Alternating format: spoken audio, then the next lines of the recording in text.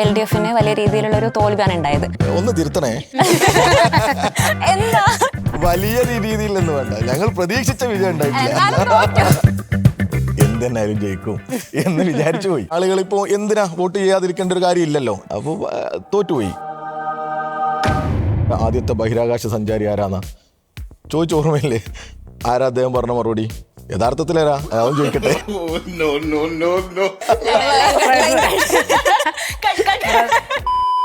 നാളെ വസീഫ് ഒരു മുഖ്യമന്ത്രിയായ വെള്ളാപ്പള്ളിക്കാർക്ക് ഏറ്റവും വെള്ളാപ്പള്ളി മലപ്പുറത്തെ കുറിച്ച് പറഞ്ഞു എന്ന് പറഞ്ഞു. അതിനെതിരെ കേസ് കൊടുത്ത സംഘടനയുടെ സംസ്ഥാന പ്രസിഡന്റാണ് ഞാൻ. എനിക്ക് അഭിമാനത്തോടു കൂടി പറയാം. അതിൽ ചവിട്ടി പിന്നെ മുണ്ടങ്ങ് പോയതുപോലെയായി. ഏകദേശം ലൈവിലുമാണ്. വസീഫ് ഒരു ദിവസം ഡേ ഇൻ മൈ ലൈഫ് പറയാൻ പറഞ്ഞ എങ്ങനെ പറയും? ഇതൊന്ന് തീർന്നാ മതി, ഇറങ്ങി പോവാലോ, അങ്ങനൊക്കെ തോന്നുന്ന ഒരു നിമിഷം ഉണ്ടായിട്ടുണ്ടോ? എന്തോ ബാംഗ്ലൂരും എറണാകുളത്തും തിരുവനന്തപുരത്തൊക്കെ പഠിക്കുന്ന കുട്ടികൾ ലീവ് എടുത്ത് പൊതിച്ചോറ് കളക്ട് ചെയ്യുന്ന ദിവസം വന്ന് ആ വിതരണമൊക്കെ കഴിഞ്ഞ് വൈകുന്നേരത്തെ വണ്ടിയിൽ പോകുന്ന എത്രയോ അനുഭവമുണ്ട്. ഞങ്ങളുടെ സമരത്തിന് നേരെ വെടിവെച്ചു. മുമ്പുള്ള ഓരോ നേതാവിനും ഇല്ലാത്തൊരു പ്രൈസിങ് പിണറായി വിജയന് കിട്ടുന്ന പോലെ തോന്നുന്നില്ലേ? അത് നിങ്ങൾ മുമ്പ് ഇല്ലാത്തോണ്ടാ. ഫ്രാങ്കായിട്ട് തുറന്നു പറയാ, പിണറായി വിജയനല്ലേ ഈ ഫ്ലൈറ്റ് ചാർജ് കൂട്ടിയത്. അത് മറ്റേ എന്ത് വന്നാലും മുഖ്യമന്ത്രി രാജിവെക്കുക. മുഖ്യമന്ത്രി രാജിവെക്കുക. ഡെലൂലുവിനെ കാണണം എന്ന് പറഞ്ഞിട്ട് ഇവള് കുട്ടി ഒരേ കരച്ചില്. നമുക്കെന്ത് ഡെലൂലു? എന്റെ ന്യൂനതകളെ എന്നോട് പറഞ്ഞ് തിരുത്തേണ്ടത് തിരുത്താനും സനോജിന്റെ ന്യൂനതകൾ ഉണ്ടെങ്കിൽ അത് തിരുത്തേണ്ടത് തിരുത്താനുള്ള സ്വാതന്ത്ര്യം എനിക്കും ഉണ്ട്, സനോജിനും ഉണ്ട്.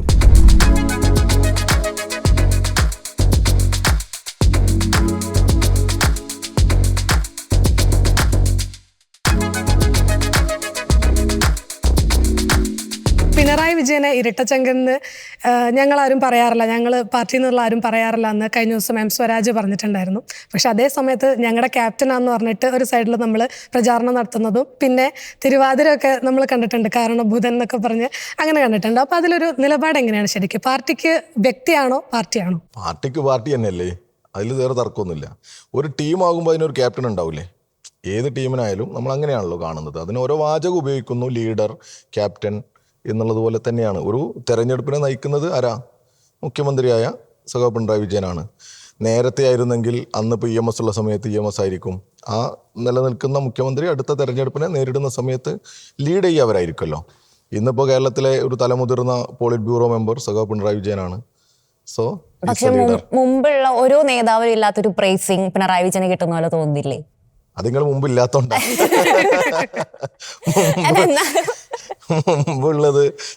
മുമ്പുള്ള കാലത്ത് ആ സമയത്തുള്ള നേതാക്കന്മാർക്ക് ഇതേപോലെ തന്നെ കിട്ടാറുണ്ട്. ഇപ്പോൾ EK നായനാർ, നല്ല ക്രൗഡ് പുള്ളർ, എല്ലാവരും ഇതേപോലെ നായനാർ സഖാവ് വരുന്ന സമയത്ത് VS വരുമ്പോൾ, അതിനുശേഷം ഇപ്പോൾ പിണറായി സഖാവിനുള്ള മറ്റൊരു പ്രത്യേകത എന്താ വെച്ചാൽ 2 ടേം തുടർച്ചയായിട്ട് മുഖ്യമന്ത്രിയായിരുന്നു.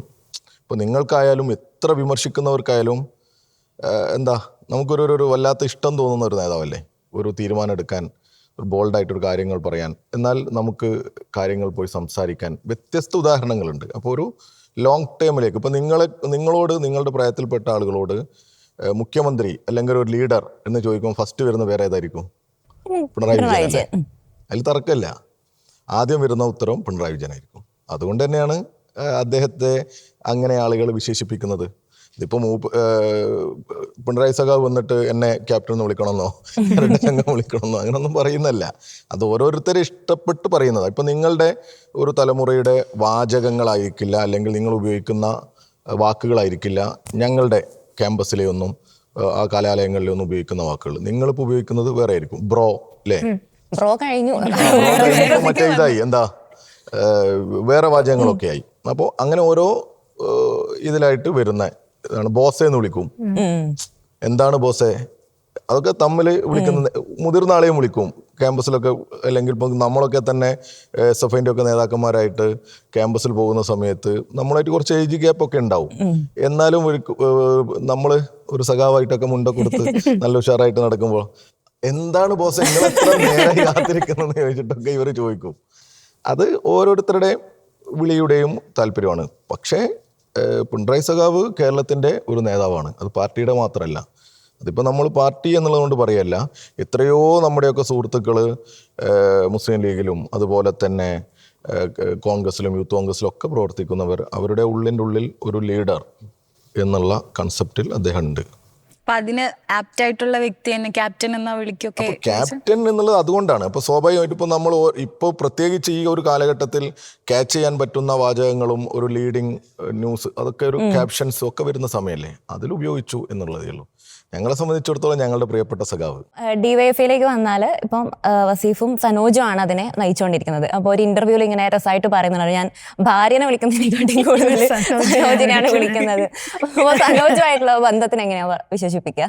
അല്ല, നമ്മൾ SFI കാലത്തെ അറിയാം, പരിചയമൊക്കെ ഉണ്ട്, ബന്ധമുണ്ട്. പിന്നെ സംഘടനയുടെ സെക്രട്ടറി പ്രസിഡന്റ് ആയി വന്നു.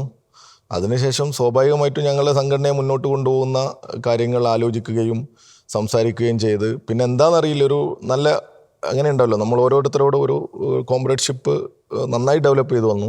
ഇപ്പോൾ പിന്നെ യൂത്ത് കോൺഗ്രസിൻ്റെ ഒക്കെ ഒരു അവസ്ഥ നിങ്ങൾക്ക് അറിയാമല്ലോ. ഒരാൾ അങ്ങോട്ട് പോകുമ്പോൾ ഒരാൾ ഇങ്ങോട്ട് പോകുമല്ലോ.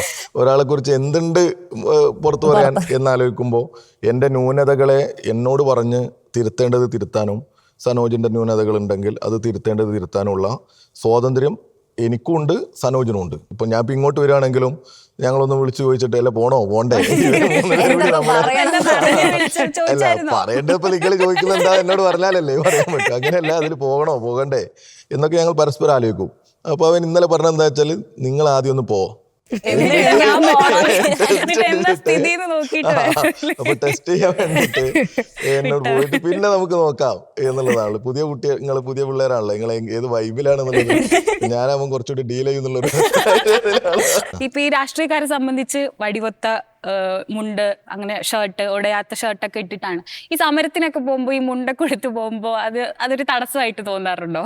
അങ്ങനെ തടസ്സമായിട്ടൊന്നും തോന്നാറില്ല. പൊതുവെ മുണ്ട് എടുത്താൽ, ഞാൻ സാധാരണ മുണ്ടിന് ഇപ്പം എല്ലാവരും ഒരു ബെൽറ്റ് ഉണ്ട്, മറ്റേ രാംരാജിൻ്റെ ഒക്കെ ഒരു ഇൻബിൽട്ട് നമ്മളിങ്ങനെ ഒട്ടിക്കുന്ന ബെൽറ്റ് ഉണ്ട്. ഞാൻ ആ ബെൽറ്റ് ഉപയോഗിക്കാറുണ്ടായിരുന്നില്ല. നേരത്തെ സമര കാലഘട്ടത്തിലൊക്കെ ഞങ്ങൾ പിന്നെ വിദ്യാർത്ഥികളായിരിക്കുന്ന സമയത്താണ്, ഉമ്മൻചാണ്ടിയുടെ ഒരു ഭരണകാലത്തായിരുന്നല്ലോ, അന്ന് വലിയ സമരം നടന്ന സമയമാണ്. അന്ന് കാലിക്കറ്റ് ഞങ്ങളുടെ കോഴിക്കോട് എഞ്ചിനീയറിംഗ് കോളേജിന് മുമ്പിൽ ഒരു വെടിവെപ്പ് സമരം നടന്നിരുന്നു. വെടിവെപ്പ് സമരം എന്ന് പറയാൻ കാരണം ഞങ്ങളുടെ സമരത്തിന് നേരെ വെടിവെച്ചു. വെടിവെച്ചു. അങ്ങനെ ഭീകരമായ ലാത്തിച്ചാർജ് ഉണ്ടായി. ഇപ്പോൾ നമ്മളിങ്ങനെ അക്രമം ഇപ്പോഴത്തെ സമരത്തിൽ ഇവർ ആഘോഷിക്കുന്ന എന്താ, ജലപീരങ്കി ആഘോഷിക്കുകയല്ലേ. അന്ന് പക്ഷേ ഞങ്ങളുടെ സമരത്തിന് നേരെ വെടി ഉതിർത്തിട്ടുണ്ട്. ആ സമരത്തിലൊക്കെ നമ്മളൊക്കെ മുണ്ടെടുത്താണ് പോകുന്നത്. അങ്ങനെ ഒരു തടസ്സമായിട്ടൊന്നും ഫീൽ ചെയ്യാറില്ല. ജലബീരങ്കി വാട്ടർ, പിന്നെ ഈ ലാത്തി ചാർജ്, ആ സമയത്തൊന്നും ബുദ്ധിമുട്ട് ഫീൽ ചെയ്യാറില്ല. ഇതുവരെ അങ്ങനെ ഒരു ഫീൽ ചെയ്തു. പക്ഷെ എനിക്ക് ഒരിക്കൽ ഫീൽ ചെയ്തത്, ഞാൻ ഈ മലപ്പുറത്ത് തെരഞ്ഞെടുപ്പിൽ മത്സരിക്കുന്ന സമയത്ത്, പിന്നെ ആദ്യം തെരഞ്ഞെടുപ്പിൻ്റെ ആ പ്രഖ്യാപനം കഴിഞ്ഞ് നമ്മൾ ഈ നിയോജക മണ്ഡലങ്ങളുടെ സ്വീകരണ പരിപാടിയിലേക്ക് പോവാണ്, വന്നിറങ്ങുകയാണ്. അപ്പോൾ നമ്മൾ സ്വാഭാവികമായിട്ട് DYFIയുടെ നേതാവ് എന്നുള്ള നിലക്ക് അന്ന് യൂണിവേഴ്സിറ്റിക്ക് അടുത്ത് തേഞ്ഞിപ്പാലം ആണ് വണ്ടിയിൽ വന്ന് ഇറങ്ങുന്ന സമയത്ത് നമ്മുടെ സഹാക്കളൊക്കെ മുദ്രാവാക്യം വിളിച്ച് അങ്ങനെയാണല്ലോ ഒരു ആവേശത്തിൽ സ്വീകരിച്ച് കൊണ്ടുപോകും. ഇത് ലൈവുമാണ്.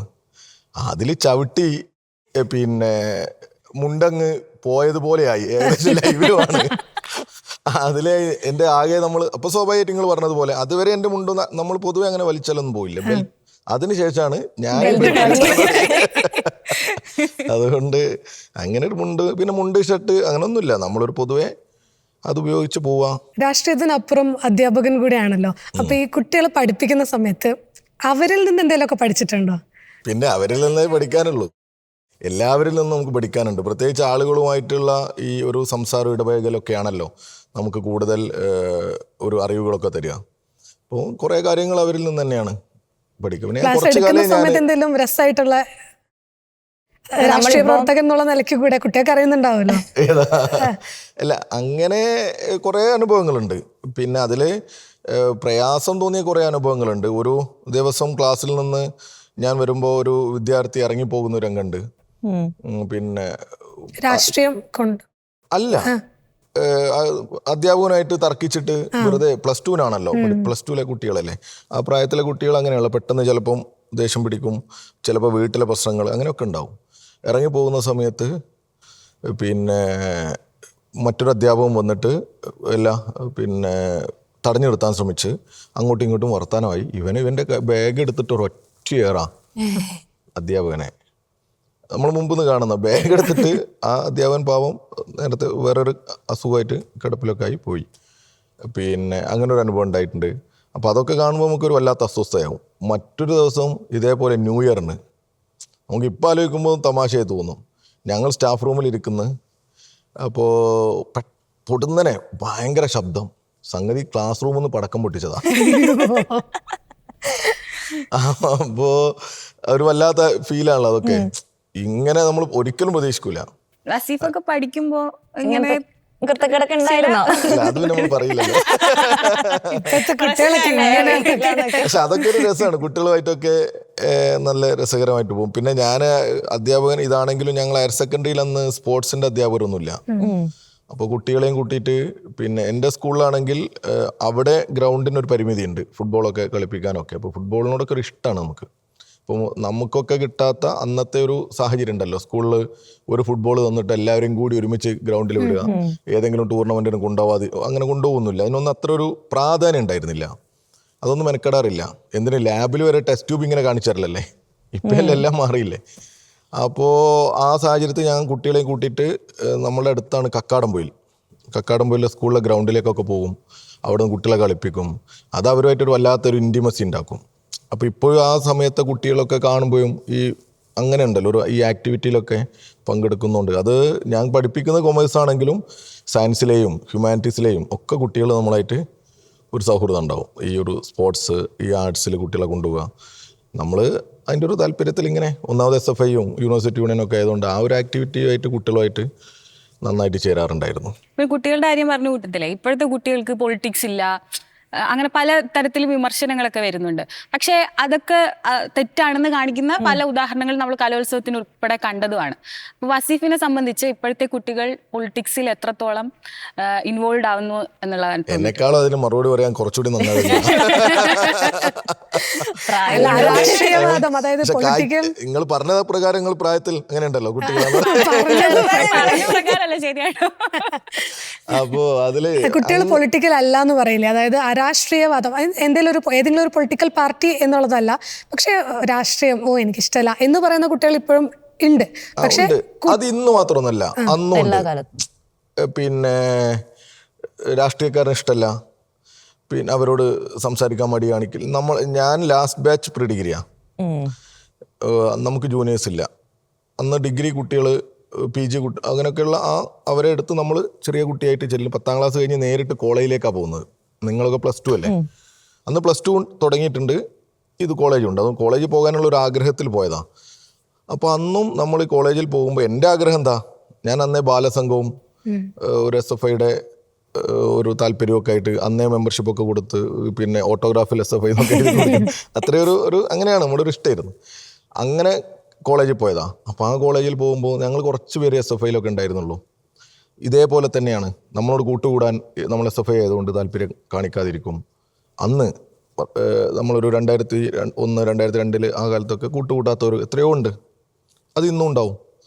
എന്നാൽ ചില സമയങ്ങളിൽ സന്ദർഭങ്ങളിൽ അവർ നമ്മളെയൊക്കെ ബന്ധപ്പെടുകയും നമ്മളോട് അഭിപ്രായങ്ങൾ പറയുകയും, അന്ന് ഈ പൊളിറ്റിക്സിനോട് താല്പര്യമില്ല എന്ന് പറഞ്ഞ ആളുകൾ പിന്നീട് പൊളിറ്റിക്സിൽ ഇടപെടുകയും ഒക്കെ വരുന്ന സാഹചര്യങ്ങളുണ്ട്. ഇന്നും കുട്ടികളുണ്ട്. എത്ര കുട്ടികൾ വളരെ കൃത്യമായി ഈ കാര്യങ്ങളൊക്കെ മനസ്സിലാക്കുകയും ഇടപെടുകയും ഒക്കെ ചെയ്യുന്നുണ്ട്. അതൊരു സമൂഹത്തിൻ്റെ എല്ലാ ഭാഗത്തുമാണ്. ഇപ്പം ഞങ്ങളുടെ ഹൃദയപൂർവ്വം പദ്ധതി നിങ്ങൾ ശ്രദ്ധിച്ചോന്നറിയില്ല. അതായത് വീടുകളിൽ കയറി, പിന്നെ 2 3 തവണ വീട് കയറി നിങ്ങൾ പൊതിച്ചോറ് തരാൻ താല്പര്യമുണ്ടോ, എത്ര എണ്ണം തരും എന്നൊക്കെ ചോദിച്ച് വരുന്ന പരിപാടിയാണ്. എനിക്ക് അത്ഭുതം തോന്നിയിട്ടുണ്ട്. ബാംഗ്ലൂരും എറണാകുളത്തും തിരുവനന്തപുരത്തൊക്കെ പഠിക്കുന്ന കുട്ടികൾ ഇപ്പോൾ ലീവ് എടുത്ത് ഇപ്പോൾ ഓരോ മേഖലയിലാണോ, പ്രദേശത്താണല്ലോ, ആ പ്രദേശത്തെ ഈ പൊതിച്ചോറ് കളക്ട് ചെയ്യുന്ന ദിവസം മാർക്ക് ചെയ്ത് വന്ന് ഈ പരിപാടിയിൽ പങ്കെടുത്ത് അന്ന് മെഡിക്കൽ കോളേജിൽ വിതരണത്തിന് കൂടെ ചെന്ന് അവിടുന്ന് ആ വിതരണമൊക്കെ കഴിഞ്ഞ് വൈകുന്നേരത്തെ വണ്ടിയിൽ അവർ പഠിക്കുന്ന എറണാകുളത്തേക്കോ തിരുവനന്തപുരത്തേക്കോ ബാംഗ്ലൂരിലേക്കോ ഒക്കെ പോകുന്ന എത്രയോ അനുഭവമുണ്ട്. അവരുടെ താല്പര്യമുള്ള ആക്ടിവിറ്റികളിൽ ഇടപെടുന്നത്.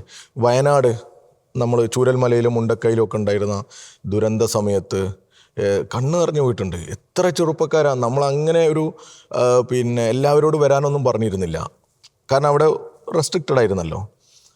ഓരോ ദിവസവും ഇങ്ങനെ താല്പര്യത്തോടു കൂടി ഫോൺ എടുക്കാൻ പറ്റാത്ത അവസ്ഥയാണ്. നമുക്ക് അവിടെ ഒരു ആക്ടിവിറ്റിയിലോ അല്ലെങ്കിൽ മുകളിൽ പോയാലോ ഫോണോ വരാത്ത മെസ്സേജ്, ഞങ്ങൾ വരട്ടെ, ഇങ്ങനെ ആക്ടിവിറ്റി വരട്ടെ, ഞാൻ ഈ ക്ലൈംബിങ് അറിയാം, ഇതറിയാം, അങ്ങനെ സഹാക്കൾ വന്ന് വിളിക്കുകയും വരികയും ചെയ്യുക. അതിൽ തന്നെ ഏറ്റവും അത്ഭുതം തോന്നിയത് കണ്ണൂരിലുള്ള സഹാക്കൾ, അവർ ആംബുലൻസുമായിട്ട് വരിക. ഞങ്ങൾ പോയി, ഞാനും സനോജൊക്കെ അവിടെ ഉണ്ട്. അന്ന് രാത്രി ഇവർ വിളിച്ചുകൊണ്ടിരുന്ന് ഇപ്പോൾ വരാൻ പറ്റില്ല എന്നൊക്കെ പറഞ്ഞു, കയറാൻ പറ്റില്ല എന്നൊക്കെ പറഞ്ഞു. അപ്പോൾ ഇവർ നോക്കുമ്പോൾ ഇവരുടെ കയ്യിലുള്ള 2-3 ആംബുലൻസിലാണ് ഇവർ വരുന്നത്. ഇവിടെ എത്തി. അപ്പോൾ ഇവർക്ക് എന്തെങ്കിലും വർക്ക് കൊടുക്കണമല്ലോ, അങ്ങോട്ടേക്ക് പോകാനും പറ്റില്ല. അങ്ങനെ ഇവരോട് ചോദിച്ചു. അവിടെ ഒരു ടെമ്പററി മോർച്ചറി സെറ്റ് ചെയ്തിരുന്നു ചൂരൽമല, ഇവിടെ നമ്മുടെ മേപ്പാടിയിൽ. അവിടെ അവിടുത്തെ അന്നത്തെ ഉദ്യോഗസ്ഥർ പറഞ്ഞു കുറച്ച് വോളണ്ടിയേഴ്സിന് ആവശ്യമുണ്ട്. അപ്പോൾ ഇവരോട് ചോദിച്ചു, PPE കിറ്റ് ഇട്ട് ഇതിനകത്ത്, അവിടുത്തെ മോർച്ചറി എന്ന് പറഞ്ഞാൽ നമ്മൾ മനസ്സിലാക്കേണ്ടത് ഈ അവയവങ്ങളൊക്കെ പെറുക്കി കവറിലാക്കി സ്റ്റാപ്ലർ ചെയ്ത് നമ്പർ ഇട്ട് മാറ്റി വെക്കുന്ന ആ ആക്ടിവിറ്റിക്കാണ്. ഈ ചെറുപ്പക്കാരോട് നമ്മൾ ചോദിച്ചു, നിങ്ങൾ തയ്യാറാണെന്നോ? ഒരു മടിയുമില്ലാതെ കണ്ണൂരിൽ നിന്ന് വന്ന അന്നത്തെ DYFIയുടെ യൂത്ത് ബ്രിഗേഡിയൻ ഒരു വട്ടം ചെറുപ്പക്കാർ എല്ലാവരും തയ്യാറായി എന്ന് മാത്രമല്ല, ഒരു മത്സര ബുദ്ധിയോടുകൂടി ആ ഒരു പരിപാടി, അതും PPE കിറ്റ്. അവർ ഇപ്പോൾ സാധാരണ ചിലർ പറയും ഒരു പ്രചരണത്തിന് ഇത് ആളുകളെ കാണിക്കാൻ, അവരുടെ ഒരു ചിത്രം പോലും പുറത്ത് കണ്ടിട്ടില്ല. ഞങ്ങൾ പിന്നെ ചില ബോഡികളൊക്കെ തിരിച്ചറിയുന്ന സന്ദർഭത്തിൽ നമ്മൾ ആ മോർച്ചറിക്കകത്ത് പോകുമ്പോൾ സഖാക്കൾ ഇത് മാറ്റിയിട്ട് സഖാവ് ഞാനാന്ന് പറയും. അപ്പോൾ അങ്ങനെയുള്ള പുതിയ തലമുറയിൽപ്പെട്ട ഒരുപാട് പേരുണ്ട്. അത് ഞങ്ങളെ സംഘടന മാത്രമായിരിക്കില്ല കേട്ടോ, അവർ ഇഷ്ടപ്പെടുന്ന സംഘടനയോടൊക്കെ ആ സംഘടനയിലൊക്കെ അവർ പ്രവർത്തിക്കുന്നുണ്ടാകാം. പിന്നെ ഓരോ കാലത്തിലും അങ്ങനെയാണല്ലോ, ഓരോരുത്തരുടെയും ഇഷ്ടത്തിനനുസരിച്ചല്ലേ പ്രകടനത്തിൽ പങ്കെടുക്കുക, ദൈനംദിന സംഘടനാ പ്രവർത്തനത്തിൽ പങ്കെടുക്കുക ഒക്കെ ഉണ്ട്. ഇപ്പോൾ നിങ്ങളൊക്കെ ഇങ്ങനെയൊക്കെ ആണെങ്കിലും നിങ്ങൾക്ക് ഉള്ളിൽ എന്തുണ്ടാവും, ഒരു താല്പര്യമൊക്കെ ഉണ്ടാവും പൊതുവെ. ചിലർ പിന്നെ അങ്ങനെയാവും, അതെല്ലാ കാലത്തും ഉണ്ട്. ഇപ്പോൾ സ്വാതന്ത്ര്യ സമരത്തിന് എല്ലാവരും പങ്കെടുത്തിട്ടുണ്ടോ? അതുപോലെ ഈ പൊതിച്ചോറിന്റെ കാര്യം പറഞ്ഞു കഴിഞ്ഞാല് ഒരു രമേശ് ചെന്നിത്തല പോലും പുകഴ്ത്തി പറയുന്ന രീതിയിലേക്ക് തടസ്സമില്ലാതെ നിങ്ങൾ ഇങ്ങനെ കണ്ടിന്യൂസ് ആയിട്ട് പോകും. ഇപ്പൊ എന്റെ വീടിന്റെ അവിടെയൊക്കെ ഇതുപോലെ അവര് ഒന്നിച്ചിറങ്ങാണ് പൊതിച്ചോറ് വീട്ടിലൊക്കെ. അതെങ്ങനെയാണ് അങ്ങനെ ഒരു പാളിച്ചയും വരാതെ എങ്ങനെ കണ്ടിന്യൂസ് ആയിട്ട് അതിങ്ങനെ മുന്നോട്ട് കൊണ്ടുപോകാൻ പറ്റുന്നത്? അല്ല, അത് ഇപ്പോഴുള്ളൊരു ഗുണമായിട്ടല്ല, തുടർച്ചയായിട്ട് 1980 നമ്മുടെ DYFI ഉണ്ടായത് മുതൽ ഓരോ കാലഘട്ടത്തിനനുസരിച്ച് ഓരോ ക്യാമ്പയിനുകൾ ഇങ്ങനെ എടുത്ത് ചെറുപ്പക്കാർക്കിടയിൽ പ്രവർത്തിച്ച് അവരെ രാഷ്ട്രീയവൽക്കരിച്ച് അങ്ങനെ ചെയ്യാണ്. നിങ്ങളിപ്പോൾ പുറത്ത് കാണുന്ന അല്ലെങ്കിൽ ഇവിടെ കാണുന്ന ചാനലിൽ കാണുന്ന ഏതെങ്കിലും 1-2 വൈറൽ ക്ലിപ്പുകൾ കാണുന്ന ഞങ്ങളല്ല. ഞങ്ങൾക്ക് എന്തൊക്കെ പണിയുണ്ട്. യൂണിറ്റിൽ കമ്മിറ്റി ചേരണം, മേഖലാ കമ്മിറ്റി യോഗങ്ങൾ വിളിക്കും, അത് കഴിഞ്ഞ് അതിൻ്റെ ജനറൽ ബോഡികൾ വിളിക്കും. അങ്ങനെ അവരുടെ മൈൻഡിനെ, അതായത് ഞങ്ങളോട് ചേർന്ന് നിൽക്കുന്നവരുടെ ആ മനസ്സിനെ അല്ലെങ്കിൽ അവരുടെ ബുദ്ധിയെ, അവരുടെ ഒരു പ്രവർത്തനത്തെ എല്ലാം സംഘടനാവൽക്കരിക്കും, സംഘടനയുടെ ഭാഗമാവും. അതായത് കമ്മിറ്റ്മെൻ്റ് ഉണ്ടാവും അവർക്ക്. ഈ സൊസൈറ്റിയോട് ഒരു കമ്മിറ്റ്മെൻ്റ് അവരിൽ സ്വാഭാവികമായിട്ടും ഉണ്ടായി വരും. അതാണ് ഈ മറ്റ് സംഘടനകൾക്ക് ഞാൻ കുറ്റപ്പെടുത്തല്ല ഇങ്ങനത്തെ ഒരു സദസ്സിൽ. ഇപ്പോൾ ഞങ്ങൾ 25-ൽ കുറയാത്ത വീട് നിർമ്മിച്ചു കൊടുക്കും എന്ന് പറഞ്ഞു, ഗവൺമെൻറ്റുമായി ചേർന്നിട്ടാണ് നമ്മൾ. കാരണം ഞങ്ങൾ ഗവൺമെൻറ്റുമായി ചേരാതെ നിൽക്കേണ്ട കാര്യമില്ല, ഗവൺമെൻറ്റിനോട് താല്പര്യമുള്ളവരാണല്ലോ ഞങ്ങൾ. അങ്ങനെ ഞങ്ങൾ പ്രഖ്യാപിച്ച സമയത്തും ഞാനും സനോജും ഞങ്ങളുടെ സംസ്ഥാന സെക്രട്ടേറിയറ്റൊക്കെ ഇരുന്ന് ആലോചിച്ചപ്പോൾ ഒരു പക്ഷേ വീട് കണ്ടെത്തേണ്ടി വരാം, അങ്ങനെയൊക്കെ കണ്ടിട്ടാണ്. അപ്പോൾ അതും കൂടി കണ്ടുകൊണ്ടാണ് നമ്മൾ 25 പറയുന്നത്. തൊട്ട് പിറ്റേ ദിവസം നമ്മളൊക്കെ പറയുന്ന പോലെ ലേലം വിളിക്കുന്ന പോലെ 30 വീടെന്ന് മറ്റവർ പറഞ്ഞു.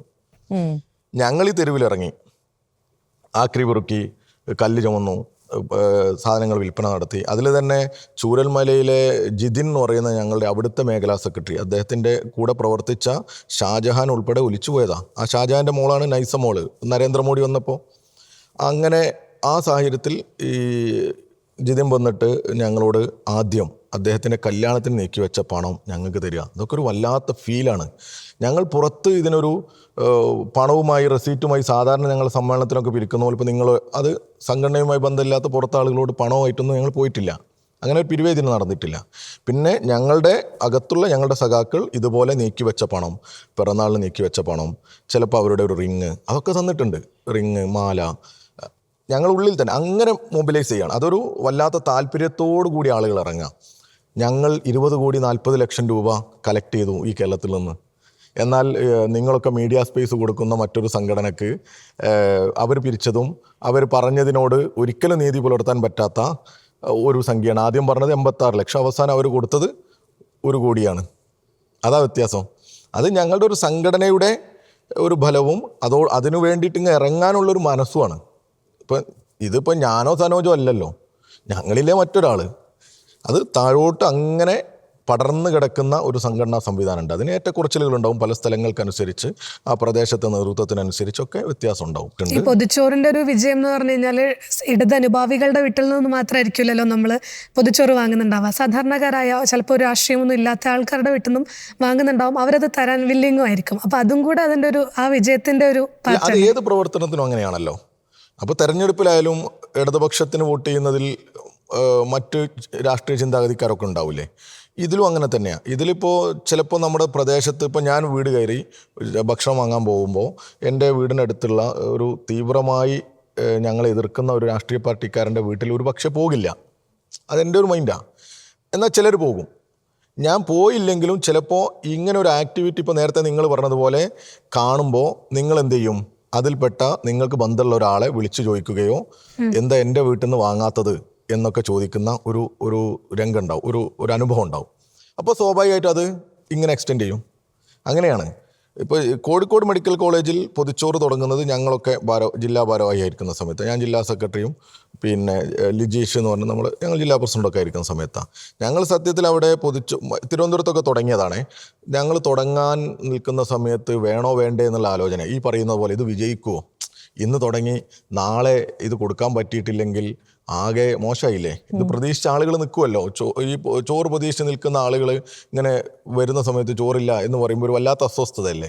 ഞങ്ങൾ കുറേ ആലോചിച്ചു ഇതെങ്ങനെ വിജയിപ്പിക്കും. അങ്ങനെ ഞങ്ങളൊരു തീരുമാനം എടുത്തു. ആദ്യം 500 പൊതിച്ചോറ് നമുക്ക് കണ്ടെത്താം. ഇനി അഥവാ കുറച്ച് പൊതിച്ചോറിൽ ഷോർട്ട് വന്നാൽ നമുക്ക് എന്ത് ചെയ്യാൻ പറ്റും? ഈ കുടുംബശ്രീ അതുപോലെ ജനകീയ കിച്ചണൊക്കെ ഉള്ള സമയമാണ്. അവിടെയൊക്കെ പോയി നമ്മുടെ കുറേ കുടുംബശ്രീ പ്രവർത്തകരോടൊക്കെ സംസാരിച്ചു. പെട്ടെന്ന് ചിലപ്പോൾ ഞങ്ങൾക്ക് അങ്ങനെ വേണ്ടി വരും എന്നൊക്കെ പറഞ്ഞു. ഞങ്ങൾ അങ്ങനെ ഒരു ആലോചനയിൽ നിൽക്കുക. 500 തുടങ്ങി. 500 പേർക്ക് രാവിലെ പോയി ഒരു 6:30-7 മണിക്ക് ആശുപത്രിയിൽ പോയി ടോക്കൺ കൊടുത്ത് വന്നാൽ പിന്നെ അതല്ലേ നമ്മളെ കമ്മിറ്റ്മെൻ്റ് ഉള്ളൂ എന്ന് കരുതി. പക്ഷേ ഇപ്പോൾ 4000 മുതൽ 5000 വരെ പൊതിച്ചോറ് കൊടുക്കുക കോഴിക്കോട് മെഡിക്കൽ കോളേജിൽ. 500-ൽ നിന്ന് അങ്ങനെ മെല്ലെ മെല്ലെ കയറി വന്നു. കാരണം ആളുകൾ കൊടുക്കുന്നതാണ് ഓരോ ചെറിയ പ്രദേശത്തു നിന്ന്. പക്ഷെ കുറച്ച് അധ്വാനമുണ്ട്. 2-3 തവണ വീടുകൾ കയറണം, ആളുകളോട് സംസാരിക്കണം, അത് വാങ്ങിക്കൊണ്ടുവരണം, ഇത് ലോറിയിലോ മറ്റോ കയറ്റി ആശുപത്രിയിൽ എത്തിക്കണം.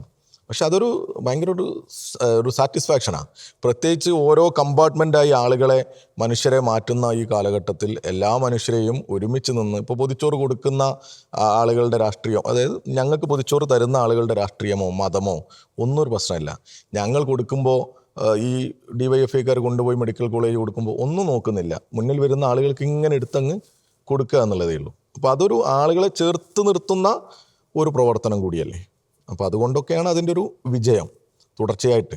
അതാ ഞാൻ പിന്നെ ഇപ്പോൾ ഈ അടുത്ത് ഒരു ഇൻ്റർവ്യൂവിൽ ഇതുപോലെ പിന്നെ എന്നോട് ചോദിച്ചിരുന്നു. കാരണം അതിന് മുമ്പ് ഒരു ഇൻ്റർവ്യൂവിലും ആരോ പറഞ്ഞു പൊതിച്ചോറിനെ പോലും ഇങ്ങനെ മോശമാക്കി പറയുന്നല്ലോ. അപ്പോൾ ഞങ്ങൾ അവരോട് പറയുന്നത്, അവർ മോശമാക്കി പറയുന്നത് അവരുടെ രീതിയായിരിക്കും. അവർ സത്യത്തിൽ അവർ ചെയ്യേണ്ടത് മോശമാക്കലല്ല. ഒരു 10 ദിവസമെങ്കിലും ഞങ്ങളിത് ചെയ്യട്ടെ, ഇല്ല അങ്ങനെയല്ലേ, ഒരു 10 ദിവസമെങ്കിലും ഞങ്ങളോട് മത്സരിച്ച് അവരിത് ചെയ്യട്ടെ, അല്ലാതെ ഇതിനെ ആക്ഷേപിക്കല്ലല്ലോ വേണ്ടത്. അപ്പോൾ രമേശ് ചെന്നിത്തല ചെയ്തത് എന്താ? ഈ പറയുന്ന യൂത്ത് കോൺഗ്രസ്സുകാരോട് പറഞ്ഞു, നിങ്ങൾ DYFIയെ മാതൃകയാക്കൂ. അത് സത്യത്തിൽ ഞങ്ങളെ സംബന്ധിച്ചിടത്തോളം ഞങ്ങൾക്ക് ഒരു അംഗീകാരം കിട്ടിയതുപോലെയാണ്. അത് ചെന്നിത്തല മാത്രമല്ല, അതിന് മുമ്പ് മറ്റൊരു കോൺഗ്രസ് നേതാവ് കൂടി പറഞ്ഞിട്ടുണ്ട്. ഇവരുടെ ഇൻ ഹൗസ് മീറ്റിങ്ങിലൊക്കെ ഞങ്ങളെ അപ്രീസിയേറ്റ് ചെയ്യുന്നു എന്നുള്ളത് ഞങ്ങളെ സംബന്ധിച്ചിടത്തോളം ഒരു അഭിമാനമാണ്. ഇങ്ങനെയുള്ള പ്രവർത്തനങ്ങൾ വീണ്ടും ആലോചിക്കാൻ ഒരു ഊർജമാണ്. ഇപ്പം തദ്ദേശ തെരഞ്ഞെടുപ്പിൽ LDFന് വലിയ രീതിയിലുള്ള ഒരു തോൽവിയാണ് ഉണ്ടായത്. പക്ഷെ ആ സമയത്തും ഒന്ന് തിരുത്തണേ, വലിയ രീതിയിൽ എന്ന് വേണ്ട, ഞങ്ങൾ പ്രതീക്ഷിച്ച വിജയം ഇത് വേറൊരു കാര്യമാണ്. നമ്മള് ആ സമയത്ത് വന്നൊരു ട്രോള് ഇതായിരുന്നു, ഇടതുപക്ഷം തോറ്റു, പക്ഷെ അത് തോറ്റു ബോധ്യപ്പെടുത്താന്നുള്ളതാണ് ഏറ്റവും വലിയ തോൽക്കാൻ മനസ്സില്ല എന്നുള്ളതാണ് ഞങ്ങളുടെ മുദ്രാവാക്യം. അല്ല, അതാണ് ഞാൻ ചോദിക്കാനും വന്നത്. അതായത് എന്തായാലും താരതമ്യേന തോറ്റു, UDFനാണ് കുറച്ച് സീറ്റുകൾ കൂടുതൽ കിട്ടിയിട്ടുള്ളത്. പക്ഷേ എന്തുകൊണ്ടാ തോറ്റു എന്ന് ആക്സെപ്റ്റ് ചെയ്യാൻ ഇത്ര മടി? തോറ്റു എന്നുള്ളതിന് ആക്സെപ്റ്റ് ഞങ്ങൾ പറഞ്ഞല്ലോ, ഞങ്ങൾ അതുകൊണ്ടല്ലേ ഇപ്പോൾ കേരളത്തിൽ ഇടതുപക്ഷം പിന്നെ അങ്ങനെ ഒരു തോൽവി അതായത് പ്രതീക്ഷിച്ചതുപോലെ വിജയമുണ്ടാകാൻ പറ്റിയില്ല, നമ്മൾ പരാജയപ്പെട്ട ഇടങ്ങളിലെല്ലാം. അതുകൊണ്ടല്ലേ വീണ്ടും വീട് കയറി എന്താണ് നിങ്ങൾ ഞങ്ങൾക്ക് വോട്ട് ചെയ്യാതിരുന്നത് എന്നൊക്കെ ചോദിക്കുന്ന ഒരു സാഹചര്യം ഉണ്ടായില്ലേ? അതെന്തുകൊണ്ടാണ്? അത് ഉൾക്കൊണ്ടോണ്ടല്ലേ. എന്തുകൊണ്ടാണ് നിങ്ങൾ ഇടതുപക്ഷത്തിന് വോട്ട് ചെയ്യാത്തത് എന്ന് ചോദിച്ച് തെരഞ്ഞെടുപ്പിൻ്റെ റിസൾട്ട് വന്ന് ഉടനെ വീട് കയറുക. നേതാക്കന്മാരുൾപ്പെടെ, അതായത് ഞങ്ങളുടെ സംസ്ഥാന കേന്ദ്ര നേതാക്കന്മാർ, ഇപ്പോൾ MA ബേബി സഖാവ് ഉൾപ്പെടെ വീട് കയറി ആളുകളോട് സംസാരിച്ച് എന്തുകൊണ്ടാണ് നിങ്ങൾ ഞങ്ങളെ സ്വീകരിക്കാത്തത്? അതിലെന്താ പറയുന്നത്? ഇപ്പൊ കുറച്ച് ദിവസമായില്ലേ ഈ ഗൃഹസന്ദർശന പരിപാടി ഞങ്ങൾ പ്രതീക്ഷിച്ചത് സത്യത്തിൽ ഇപ്പോൾ മുൻകാലത്തെ ഉമ്മൻചാണ്ടിയുടെ ഭരണം, ഞാൻ നേരത്തെ പറഞ്ഞില്ലേ, ഒരു ക്യാമ്പസിന് മുമ്പിൽ വെടിവെച്ച സമരത്തിന് പോലും നേതൃത്വം കൊടുക്കേണ്ടി വന്നവരാണ് ഞങ്ങൾ. പാഠപുസ്തകം കിട്ടാഞ്ഞിട്ട് നിങ്ങൾക്ക് ഓർമ്മയുണ്ടോയെന്ന് അറിയില്ല, പാഠപുസ്തകം സമയത്ത് കിട്ടാത്തത് കൊണ്ട് ഞങ്ങൾ പാഠപുസ്തകങ്ങളുടെ ഫോട്ടോസ്റ്റാറ്റ് എടുത്ത് വിതരണം ചെയ്തിരുന്നു. ആ സമയത്തല്ല ഹൈസ്കൂളിൽ. അപ്പൊ ഞങ്ങളുടെ ഒരു സമരത്തിന് ഭയങ്കര സ്വീകാര്യതയായിരുന്നു. അതൊരു ആളുകൾ ചർച്ച ചെയ്ത സമരമായിരുന്നു. മറ്റൊരു പ്രശ്നവുമില്ല. പക്ഷെ അതിലെന്തുണ്ട്? വലിയ അടി ആർക്കും ഉണ്ട്, ഗവൺമെന്റിനുണ്ട്. അപ്പോൾ DYFI ചേട്ടന്മാരുടെ പുസ്തകം വാങ്ങാൻ വേണ്ടി ആളുകൾ ക്യൂ നിൽക്കുക. അത് മുസ്ലിം ലീഗിന്റെയും കോൺഗ്രസിന്റെയും ഒക്കെ വീടുകളിൽ നിന്ന് വന്നവർ ഈ ഫോട്ടോസ്റ്റാറ്റ് വാങ്ങുകയാണ്. ഞങ്ങൾ എവിടുന്നെങ്കിലുമൊക്കെ പണം സംഘടിപ്പിച്ച് ഫോട്ടോസ്റ്റാറ്റ് ഇങ്ങനെ കൊടുക്കുക. അതൊരു സമരമായിരുന്നു. ഓണം പരീക്ഷയായിട്ടും പാഠപുസ്തകം കിട്ടാത്ത കാലമായിരുന്നു കേരളത്തിൽ. അതിൽ നിന്ന് മാറി, ആ കാലഘട്ടത്തിൽ നിന്ന് മാറി സ്കൂളുകളൊക്കെ മികച്ചതായി. ഇപ്പോൾ കോഴിക്കോട് കാരപ്പറമ്പിലൊക്കെയുള്ള സ്കൂളുകൾ, നടക്കാവിലെ സ്കൂൾ, നിങ്ങളുടെ നാട്ടിലൊക്കെ ഉള്ള സ്കൂളുകൾ എല്ലാം മികച്ചതായി. അങ്ങനൊരു കൺസെപ്റ്റ് തന്നെ വന്നു, സ്കൂളുകൾ മികച്ചതാക്കുക എന്നുള്ളത്. അതിന് വലിയ പണം ചെലവഴിച്ചു, ഇൻ്റർനാഷണൽ നിലവാരത്തിലേക്ക് ഉയർത്തണം എന്നുള്ള ഒരു കാഴ്ചപ്പാട് മുന്നിൽ വെച്ച് പോയി. അങ്ങനെ ഒരു ഗവൺമെൻറ്, ഇത്രയും ചെയ്തൊരു ഗവൺമെൻറ്, നമ്മളൊരു ചെറിയ അഹങ്കാരത്തോടു കൂടി എന്തെന്നായാലും ജയിക്കും എന്ന് വിചാരിച്ചു പോയി. അങ്ങനെ അതാണ് സത്യത്തിൽ. അപ്പോൾ ആളുകളിപ്പോൾ എന്തിനാ വോട്ട് ചെയ്യാതിരിക്കേണ്ട ഒരു കാര്യമില്ലല്ലോ. ജനപ്പോൾ വികസനം നോക്കും, നിലപാടുകൾ നോക്കും, പിന്നെ ഞങ്ങളുടെ സ്ഥാനാർത്ഥികളൊക്കെയാണ് ഒക്കെ നല്ല മിടുക്കരായിട്ടുള്ള ആളുകളൊക്കെയാണല്ലോ. അപ്പോൾ അങ്ങനെ അതെ. അപ്പോൾ തോറ്റുപോയി. അപ്പോഴാണ് ഞങ്ങൾ ഈ വീട് കയറിയപ്പോൾ ഒരുപാട് രസകരമായ, അല്ലെങ്കിൽ നമുക്കൊക്കെ പ്രയാസം തോന്നുന്നതും രസകരമായ അനുഭവങ്ങളും ഒക്കെ ഉണ്ടായിട്ടുണ്ട്. അതിൽ ഞാൻ എൻ്റെ ഒരു ബന്ധുവിൻ്റെ വീട്ടിൽ പോയത് ഇപ്പോൾ പ്രസംഗത്തിലൊക്കെ പറയാറുണ്ട്. അതിൽ പല കാര്യങ്ങൾ പറയുന്നതിനിടയിൽ ഇവർ പറഞ്ഞു, ഇവരുടെ ഹസ്ബൻഡ് എവിടെയാണ്? റിയാദിലായിരുന്നു. 11-ാം തീയതിയാണ് ഞങ്ങളവിടെ തിരഞ്ഞെടുപ്പ്. 9-ാം തീയതിയോ മറ്റോ വരാൻ ഫ്ലൈറ്റിന് ചാർജ് 60,000 മറ്റായി. 50,000 അന്ന് ഫ്ലൈറ്റ് ചാർജ് വല്ലാതെ കൂടിയ സമയമല്ലേ. അത് പിണറായി വിജയൻ കൂട്ടിയതല്ലേന്നാ വളരെ ഫ്രാങ്ക് ആയിട്ട് തുറന്നു പറയാ. പിണറായി വിജയനല്ലേ ഈ ഫ്ലൈറ്റ് ചാർജ് കൂട്ടിയത്. മുഖ്യമന്ത്രി രാജിവെക്കുക. എത്ര എളുപ്പത്തിലാണ് ഇവർക്ക് പോയി ആളുകളെ അങ്ങോട്ട് പറഞ്ഞ് പഠിപ്പിക്കാൻ പോകുന്നത്. പിന്നെ നിങ്ങൾ ഒരു വീഡിയോ കണ്ടു കാണും, ഒരു വീട്ടിൽ കയറി വോട്ട് ചോദിക്കുന്നതിൻ്റെ. അതായത് SIR ഉണ്ടാക്കിയത് പിണറായി വിജയനാണ്. എവിടെ എത്തി നമ്മുടെ നാട്ടിലെ ഒരു പ്രചരണം? ഇത് ഞങ്ങൾ വീട് കയറിയപ്പോൾ പറഞ്ഞു, ഞങ്ങൾ ഈ മുസ്ലിം വിഭാഗത്തെയൊക്കെ വോട്ടർ പട്ടികയിൽ നിന്ന് വെട്ടാൻ വേണ്ടിയിട്ട് ബോധപൂർവമായി പിണറായി വിജയൻ തീരുമാനിച്ച് ഇറക്കിയ സാധനമല്ലേ SIR. ഇത് തെരഞ്ഞെടുപ്പിന് മുമ്പ് നടക്കുക. ആളുകളെ സംബന്ധിച്ചിടത്തോളം 12 രേഖകൾ, അതിലൊരു രേഖ വേണം, അച്ഛൻ്റെ വോട്ട്, അമ്മയുടെ വോട്ട് തിരഞ്ഞ് വല്ലാതെ ഒരു അരക്ഷിതാവസ്ഥ പ്രത്യേകിച്ച് ആ വിഭാഗത്തിനിടയിൽ ഉള്ള സമയത്ത് മെല്ലെ അന്ന് വെച്ചു കൊടുക്കുകയാണ്. ഇതും കൂടി പിണറായി വിജയനാണ്.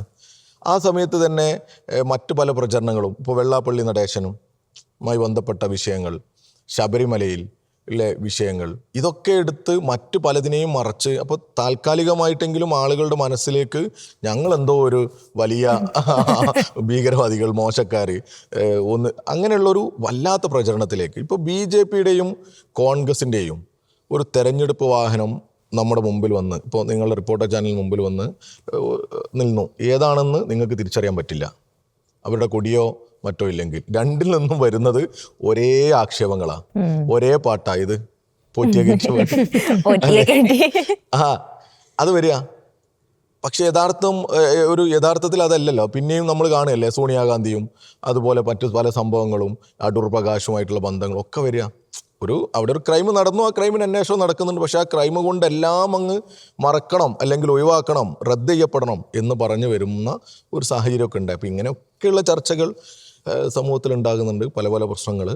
അതൊക്കെ സംസാരിച്ച് ക്ലിയർ ചെയ്യാം എന്നുള്ള ഉദ്ദേശത്തിലാണ് ഞങ്ങളിപ്പോൾ വീട് കയറുന്നത്. എഡ്യൂക്കേഷൻ സിസ്റ്റത്തിനെ പറ്റി പറയുന്ന സമയത്ത് ഈ ഹിസ്റ്ററി നമ്മുടെ മാറ്റി എടുക്കുന്ന ഒരു പരിപാടി ഉണ്ടല്ലോ. അതായത് ഈ ചരിത്രം വെട്ടിമാറ്റി പുതിയത് അവരുടേതായിട്ടുള്ള രീതിയിലുള്ള സാധനങ്ങൾ ആഡ് ചെയ്ത് കേരളം അതിനെതിരെ നല്ല രീതിയിൽ എക്സ്ട്രാ നമ്മളെ സിലബസിൽ ആഡ് ചെയ്യുന്ന കാര്യങ്ങളൊക്കെ ഉണ്ടായിട്ടുണ്ട്. എങ്കിലും അതിനെക്കുറിച്ച് എങ്ങനെയാണ്? അല്ല, സ്വാഭാവികമായിട്ടും പിന്നെ ഒരു പുതിയ തലമുറയെ എങ്ങനെ സൃഷ്ടിക്കാം എന്നുള്ളതായിരിക്കും അവർ ആലോചിക്കുന്നത്. ഇപ്പോൾ RSS സംഘപരിവാർ അവർക്ക് നമ്മുടെ സ്വാതന്ത്ര്യ സമരത്തിൽ കാര്യമായിട്ടുള്ള റോളില്ല എന്ന് നമുക്കറിയാം. പിന്നെ അവരെക്കുറിച്ച് പറയുന്നതും അവർക്ക് അറിയുന്ന കുറേ കാര്യങ്ങളുണ്ട്. ഇപ്പോൾ മാപ്പ് പറഞ്ഞ് സ്വാതന്ത്ര്യ സമരത്തിൽ പങ്കെടുത്തതിന് മാപ്പ് പറഞ്ഞ് ബ്രിട്ടീഷുകാരോട് മാപ്പ് പറഞ്ഞ് ഞങ്ങളുടെ എല്ലാവരെയും ഞങ്ങളുടെ പ്രവർത്തകരെ ഇനി വരുന്നവരെയൊക്കെ ഈ ബ്രിട്ടീഷുകാർക്ക് വിധേയപ്പെടുത്തി കൊണ്ടുവരാം, അതിനുവേണ്ടി ശ്രമിക്കാം എന്നൊക്കെ പറഞ്ഞു വരുന്ന അവരുടെ ആ ഒരു സാഹചര്യങ്ങളൊക്കെ ഉണ്ടല്ലോ. അപ്പോൾ ഇതൊക്കെ ഈ നാട്ടിൽ ജനങ്ങൾ പഠിച്ചാൽ എങ്ങനെ അവർ ഭാവിയിൽ അവർക്ക് അനുകൂലമായി മാറും? അതാണ് അതിൻ്റെ ബേസിക് പ്രശ്നം. ഇപ്പോൾ ബ്രിട്ടീഷുകാർ ഇവിടുത്തെ വിദ്യാഭ്യാസം നിയന്ത്രിക്കുകയാണെങ്കിൽ അവർക്ക് അനുകൂലമായ ഒരു അന്തരീക്ഷമായിരിക്കും, അല്ലെങ്കിൽ അവർക്ക് ഈ നാടിനെ പഠിപ്പിക്കാൻ ആവശ്യമായത് മാത്രമേ പഠിപ്പിക്കൂ. ഇപ്പോൾ തന്നെ നോക്ക്, ഗോഡ്സെയെ ഞാനും നിങ്ങളുമൊക്കെ എങ്ങനെയാണ് കാണുന്നത്? ഗാന്ധി അല്ലേ? നമുക്ക് അംഗീകരിക്കാൻ പറ്റുമോ? ചിന്തിക്കാൻ പറ്റുമോ? ഇല്ലല്ലോ. എന്നാൽ ഗോഡ്സെയെ മഹത്വവൽക്കരിച്ച ഒരാളാണ് ഇന്ന് ഇവിടെ JNUവിലെ വൈസ് ചാൻസലറായിട്ട് ഇവർ നിയമിച്ചത്, ശാന്തിശ്രീ പണ്ഡിറ്റിനെ. ഒരു പൂജ ശകുൻ പാണ്ഡെ കേട്ടിട്ടുണ്ടോ ഇവർ? ഒരു VHP നേതാവാണ്. അവർ ഗാന്ധിയുടെ രൂപം ഉണ്ടാക്കിയിട്ട് അതിന് നേരെ ഒരു കളിത്തോക്ക് ഉപയോഗിച്ച് വെടിവെച്ച് അതിൽ നിന്ന് രക്തം ചിതറുന്നത് ഷൂട്ട് ചെയ്തു. എന്നിട്ട് ഗാന്ധിയെ കൊണ്ടുപോയിട്ട് അടക്കം ചെയ്ത് ഗോഡ്സെയുടെ പ്രതിമയ്ക്ക് മുകളിൽ ഹാരാർപ്പണം നടത്തി. അപ്പോൾ ഒരു റിക്രിയേഷൻ എന്ന് പറയുന്ന പോലെ അത് എന്തോ ചെയ്യേണ്ട കാര്യമായിരുന്നു, ബോധപൂർവം അങ്ങനെ മാറ്റിക്കൊണ്ടുവരിക. അപ്പോൾ അതിനെന്തുകൂടി വേണം? പാഠഭാഗങ്ങളിലുള്ള ഇടപെടൽ വേണം. വേറെന്തിനു പോകുന്നോ? നമ്മുടെ ഒരു കേന്ദ്രമന്ത്രി കുട്ടികളോട് സംവദിക്കുന്നതിനിടയിൽ ചോദ്യം ചോദിച്ചില്ലേ, ആദ്യത്തെ ബഹിരാകാശ സഞ്ചാരി ആരാണ് ചോദിച്ചു, ഓർമ്മയില്ലേ? ആരാ അദ്ദേഹം പറഞ്ഞ മറുപടി? യഥാർത്ഥത്തിലാരാ അതൊന്നും ചോദിക്കട്ടെ.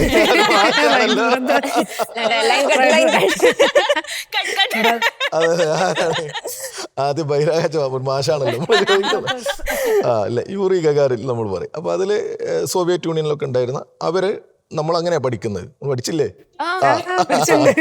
അപ്പോ ഇവരെന്താ പറഞ്ഞത്? ബഹിരാകാശ സഞ്ചാരി ആരാന്ന് ഈ പറയുന്ന ഒരു മന്ത്രി ചോദിക്കുന്ന ചോദ്യവും അദ്ദേഹം തന്നെ ഉത്തരം പറയാ. എന്താണ്? ഹനുമാനാണ്. വിമാനം കണ്ടുപിടിച്ചതാരാ? ഇല്ലേ? ആദ്യത്തെ വിമാനം പുഷ്പക വിമാനമാണ് എന്ന് പറയാ. ഇതൊക്കെ ഉത്തരവാദിത്തപ്പെട്ടവരാ പറയുന്നത്. അപ്പൊ സത്യത്തിൽ ഇപ്പൊ ഈ പൂക്കി വൈബുള്ളവർ നമ്മൾ എന്ത് പറയും? നിങ്ങൾ നമ്മളീ വലിയ കൂട്ടം. അപ്പൊ നമ്മളെന്ത് പറയും? അല്ലെങ്കിൽ ഇപ്പൊ നിങ്ങളെ കാലത്തുണ്ടോ അറിയില്ല, ബാലരമ ഉണ്ടായിരുന്നു അന്ന്. അല്ലേ? അതെ അതെ അതെ. ബാലരമയിലെ പിന്നെ നമ്മുടെ കുട്ടൂസന്റെ കുന്തമാണ് ഏത് വിമാനത്തിന്റെ ഒറിജിൻ എന്ന് നമ്മൾ വേണേ കളിയാക്കി പറയാം, അല്ലേ? അത് ഭാവിയിൽ വരികയാണ്, ഡിങ്കമതം വരുന്ന പോലെ, അല്ലെങ്കിൽ കുട്ടൂസനെ അങ്ങനെയാണ്, അതും പറഞ്ഞൂടെ? അപ്പോൾ ശാസ്ത്രബോധത്തെ ബോധപൂർവമായിട്ട് മാറ്റുക ഒരു ഭാഗത്ത്, ചരിത്രത്തെ മാറ്റുക. അതിലിപ്പോൾ അക്ബറിൻ്റെ ബീർബലിൻ്റെ ഒക്കെ സംഭവങ്ങൾ നമ്മുടെ രാജ്യത്തുണ്ടായിരുന്നത്, അവരുടെയൊക്കെ സംഭാവനകൾ, ടിപ്പു സുൽത്താൻ്റെ ഒക്കെ ഓർമ്മകൾ, അതൊക്കെ യാഥാർത്ഥ്യമാണല്ലോ.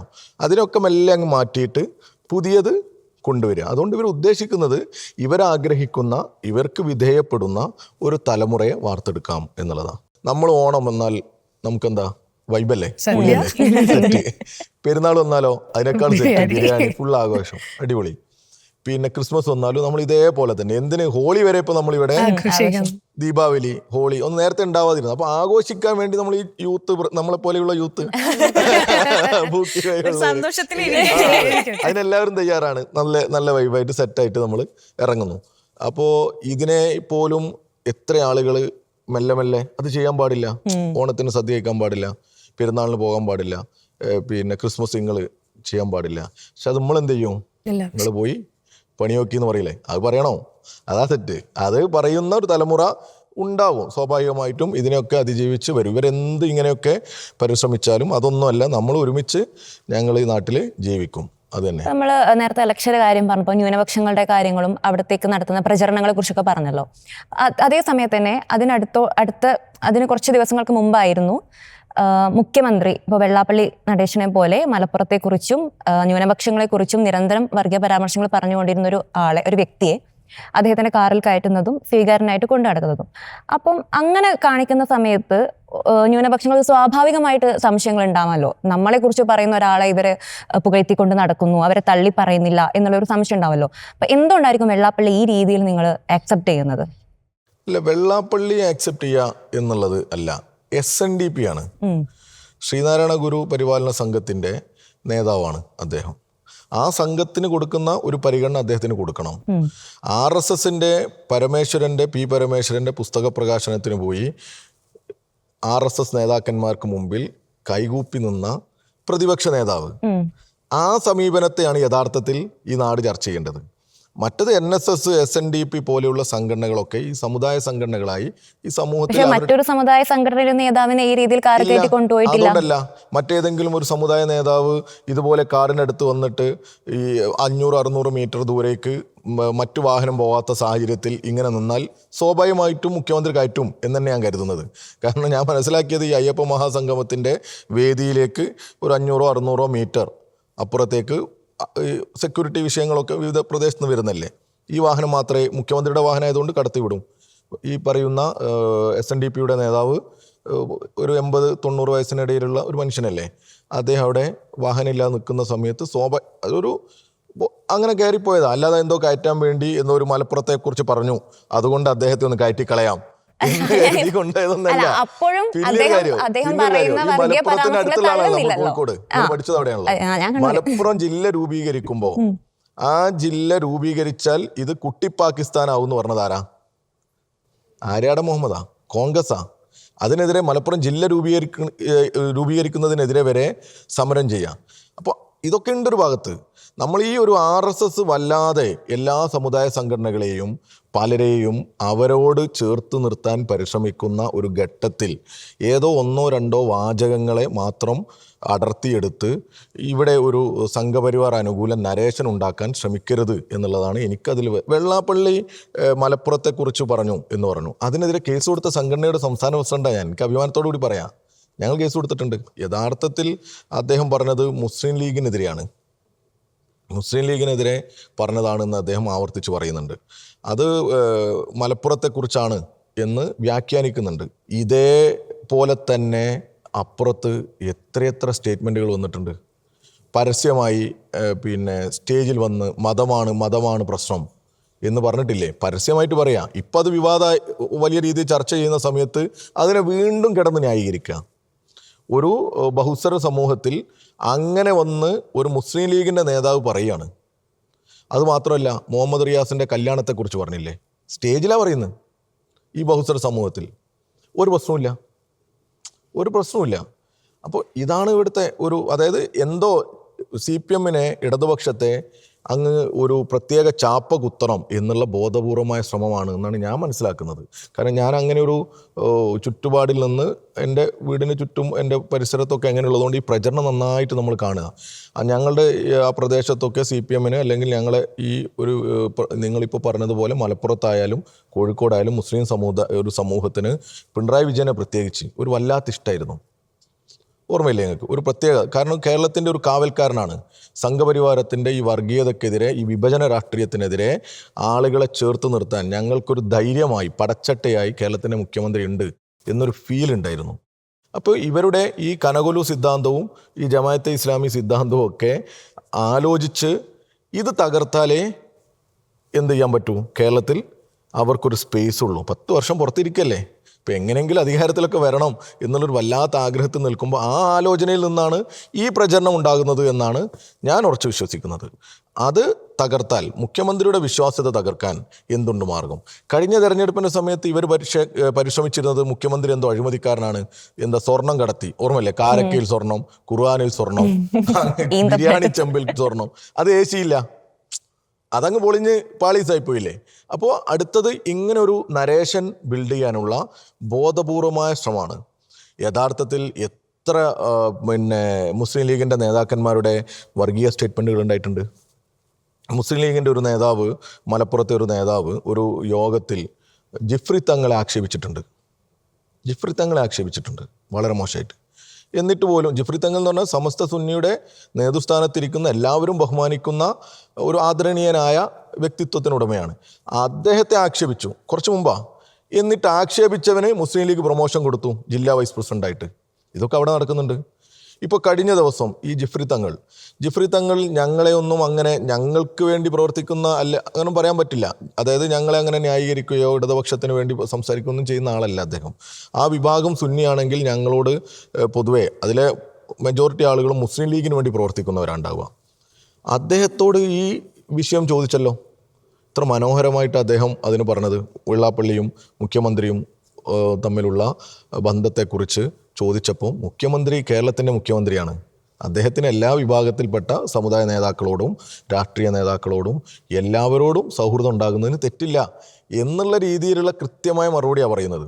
അപ്പോൾ ഇവിടെ എന്താ, വെള്ളാപ്പള്ളി നടേശനായാലും സുകുമാരൻ നായരായാലും മുസ്ലിം ലീഗിനെ നന്നാക്കി പറഞ്ഞാൽ അല്ലെങ്കിൽ UDF-നെ കുറിച്ച് മെച്ചം പറഞ്ഞാൽ അവരെന്ത് മറ്റു പറഞ്ഞാൽ അതൊക്കെ റദ്ദ് ചെയ്യപ്പെടുക.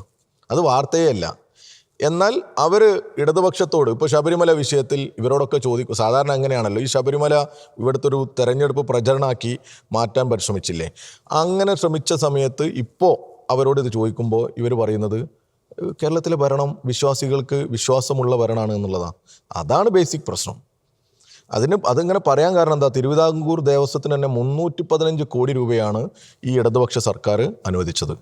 കോവിഡ് കാലത്ത് ക്ഷേത്രങ്ങളിൽ വരുമാനം ഇല്ലാതിരിക്കുന്ന സമയത്ത് പോലും ക്ഷേത്രങ്ങളെ സംരക്ഷിക്കാനും അവിടുത്തെ വികസന പ്രവർത്തനങ്ങൾക്കും പണം നീക്കിവെച്ച് കരുതലോടുകൂടി ഇടപെട്ടതാണ് കേരളത്തിലെ ഇടതുപക്ഷ ഗവൺമെൻറ്. അപ്പോൾ ഇതൊക്കെ നോക്കിക്കണ്ടൊക്കെ ഇവർ അഭിപ്രായം പറയുമ്പോൾ ഇതിനെ അങ്ങ് മറക്കണം. അപ്പോൾ ഒരു വീണ് കിട്ടുന്ന അവസരമായി ഇപ്പോൾ നമ്മൾ ശബരിമലയുടെ വിഷയമുണ്ടായ സമയത്ത് BJP നേതാവ് പറഞ്ഞതുപോലെ സുവർണാവസരങ്ങളായി ഇതിനെയൊക്കെ ഇവർ കാണുക.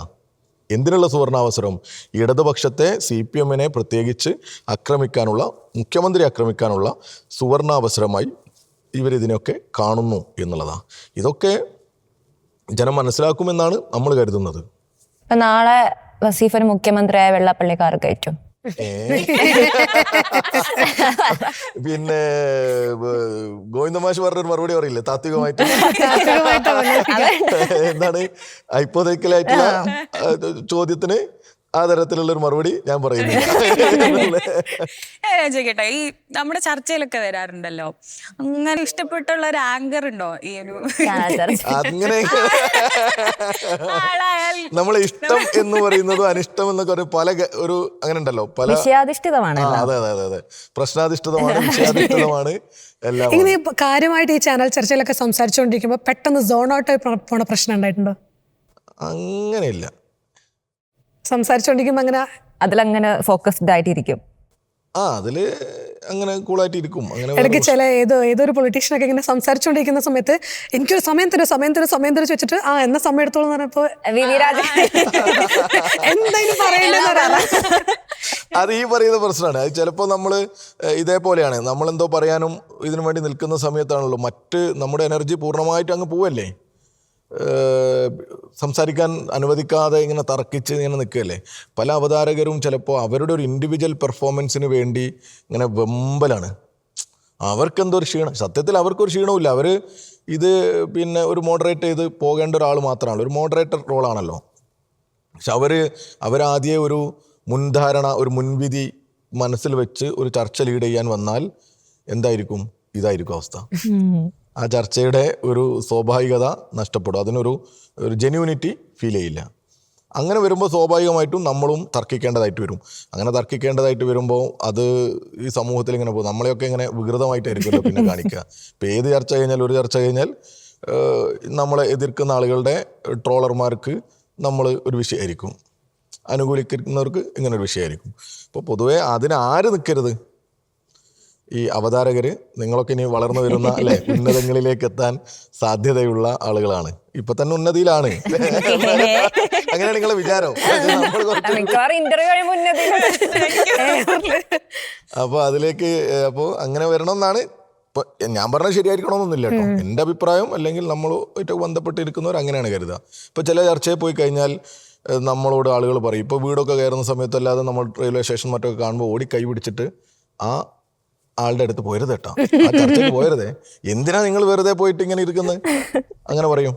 ചിലരൊന്ന് പറയും, അന്ന് നിങ്ങൾ പറഞ്ഞില്ലേ മുഖമടിച്ചു കൊടുത്ത് ഗംഭീരമായി. ആ ചിലപ്പോൾ പറയും നമ്മുടെ ചില പ്രത്യേകിച്ച് ഞങ്ങൾ CPM നേതാക്കന്മാരട്ടോ, അപ്പോൾ അത് നിങ്ങൾക്ക് കരുതാത്തതാ. ചില സന്ദർഭങ്ങളിലൊക്കെ ഞങ്ങളെയൊക്കെ വിളിച്ചിട്ട് അങ്ങനെ അങ്ങ് പറയേണ്ടതില്ല, മനസ്സിലായില്ലേ? അതായത് ഒരു ഒരു രാഷ്ട്രീയ പാർട്ടി അല്ലെങ്കിൽ രാഷ്ട്രീയ പാർട്ടിയുടെ പ്രതിനിധിയായി പോകുമ്പോൾ അത്ര കാര്യത്ത് സംസാരിക്കേണ്ടതില്ല. അപ്പോൾ നമുക്കൊരു പ്രയാസമാവും. നമ്മൾ ഈ സാഹചര്യം എന്താണ്, ഇങ്ങനെ നമ്മളെ പറയാൻ വിടാതെ ഇപ്പൊ ഞാൻ നിങ്ങളോട് കാര്യത്തോ ഇല്ലല്ലോ, സിനിമ കാണാൻ സമയം കണ്ടെത്താം. എന്താണ് ഈ ചോദ്യം വരാത്തത് എന്ന് ഏതാ ലാസ്റ്റ് കണ്ട സിനിമ? ഏതാ ലാസ്റ്റ്? നമ്മുടെ ഇത് സർവമായ. അത് എക്സ്പെക്ടഡ് റിപ്ലൈ. അത് കാണാണ്ട ഒരു കാരണോടെ ഉണ്ട്. പിന്നെ എൻ്റെ മോള് എന്നെ കൂട്ടാതെ സിനിമക്ക് പോയി, മോളും ഫാമിലിയും ഒക്കെ സിനിമക്ക് പോയിട്ട്. ചെറിയ മോള്, പിന്നെ UKG പഠിക്കുന്നവള്, ഇവള് കരയുന്ന ഒരു വീഡിയോ എനിക്ക് അയച്ചെന്ന്. എനിക്ക് ഡെലൂലുവിനെ കാണണമെന്ന് പറഞ്ഞിട്ട്, എൻ്റെ വീഡിയോ എനിക്ക് വൈഫ് അയച്ചെന്നു, ഡെലൂലുവിനെ കാണണം എന്ന് പറഞ്ഞിട്ട് ഇവള് കുട്ടി ഒരേ കരച്ചില്. വീണ്ടും അല്ല ഡെലൂർ സിനിമ ഇവർ പറഞ്ഞിട്ട് എനിക്ക് ഡെലൂരിനെ കാണണം എന്ന് തന്നെ ഇവള് പറഞ്ഞ് ബഹളമായോ. നമുക്കെന്ത് ഡെലൂലു, ആ സിനിമയുടെ കേട്ടപ്പോൾ ഇത് എന്താണെന്ന് മനസ്സിലായില്ല. പിന്നെ ഇവരിത് പറഞ്ഞത് ഇങ്ങനെയാണെന്ന്. അപ്പോൾ ഞാൻ പറഞ്ഞു കഥ പറയണ്ട, നമ്മൾ സിനിമ കാണാം എന്നുകൊണ്ട് സിനിമ കണ്ടു. പിന്നെ ഇഷ്ടായോ? ഡെലൂനെ ഇഷ്ടമായി എനിക്ക്. പിന്നെ നിവിൻ പോളി നമ്മളൊരു ഇഷ്ടമാണ്. ഈ ഡെലൂലുവിനെ പോലെ പെട്ടെന്ന് ഒരു നിമിഷത്തിൽ പോയാൽ എന്താവണം എന്നായിരിക്കും? എന്തെങ്കിലും ഒരു പ്രത്യേക കാര്യം ചെയ്യണം.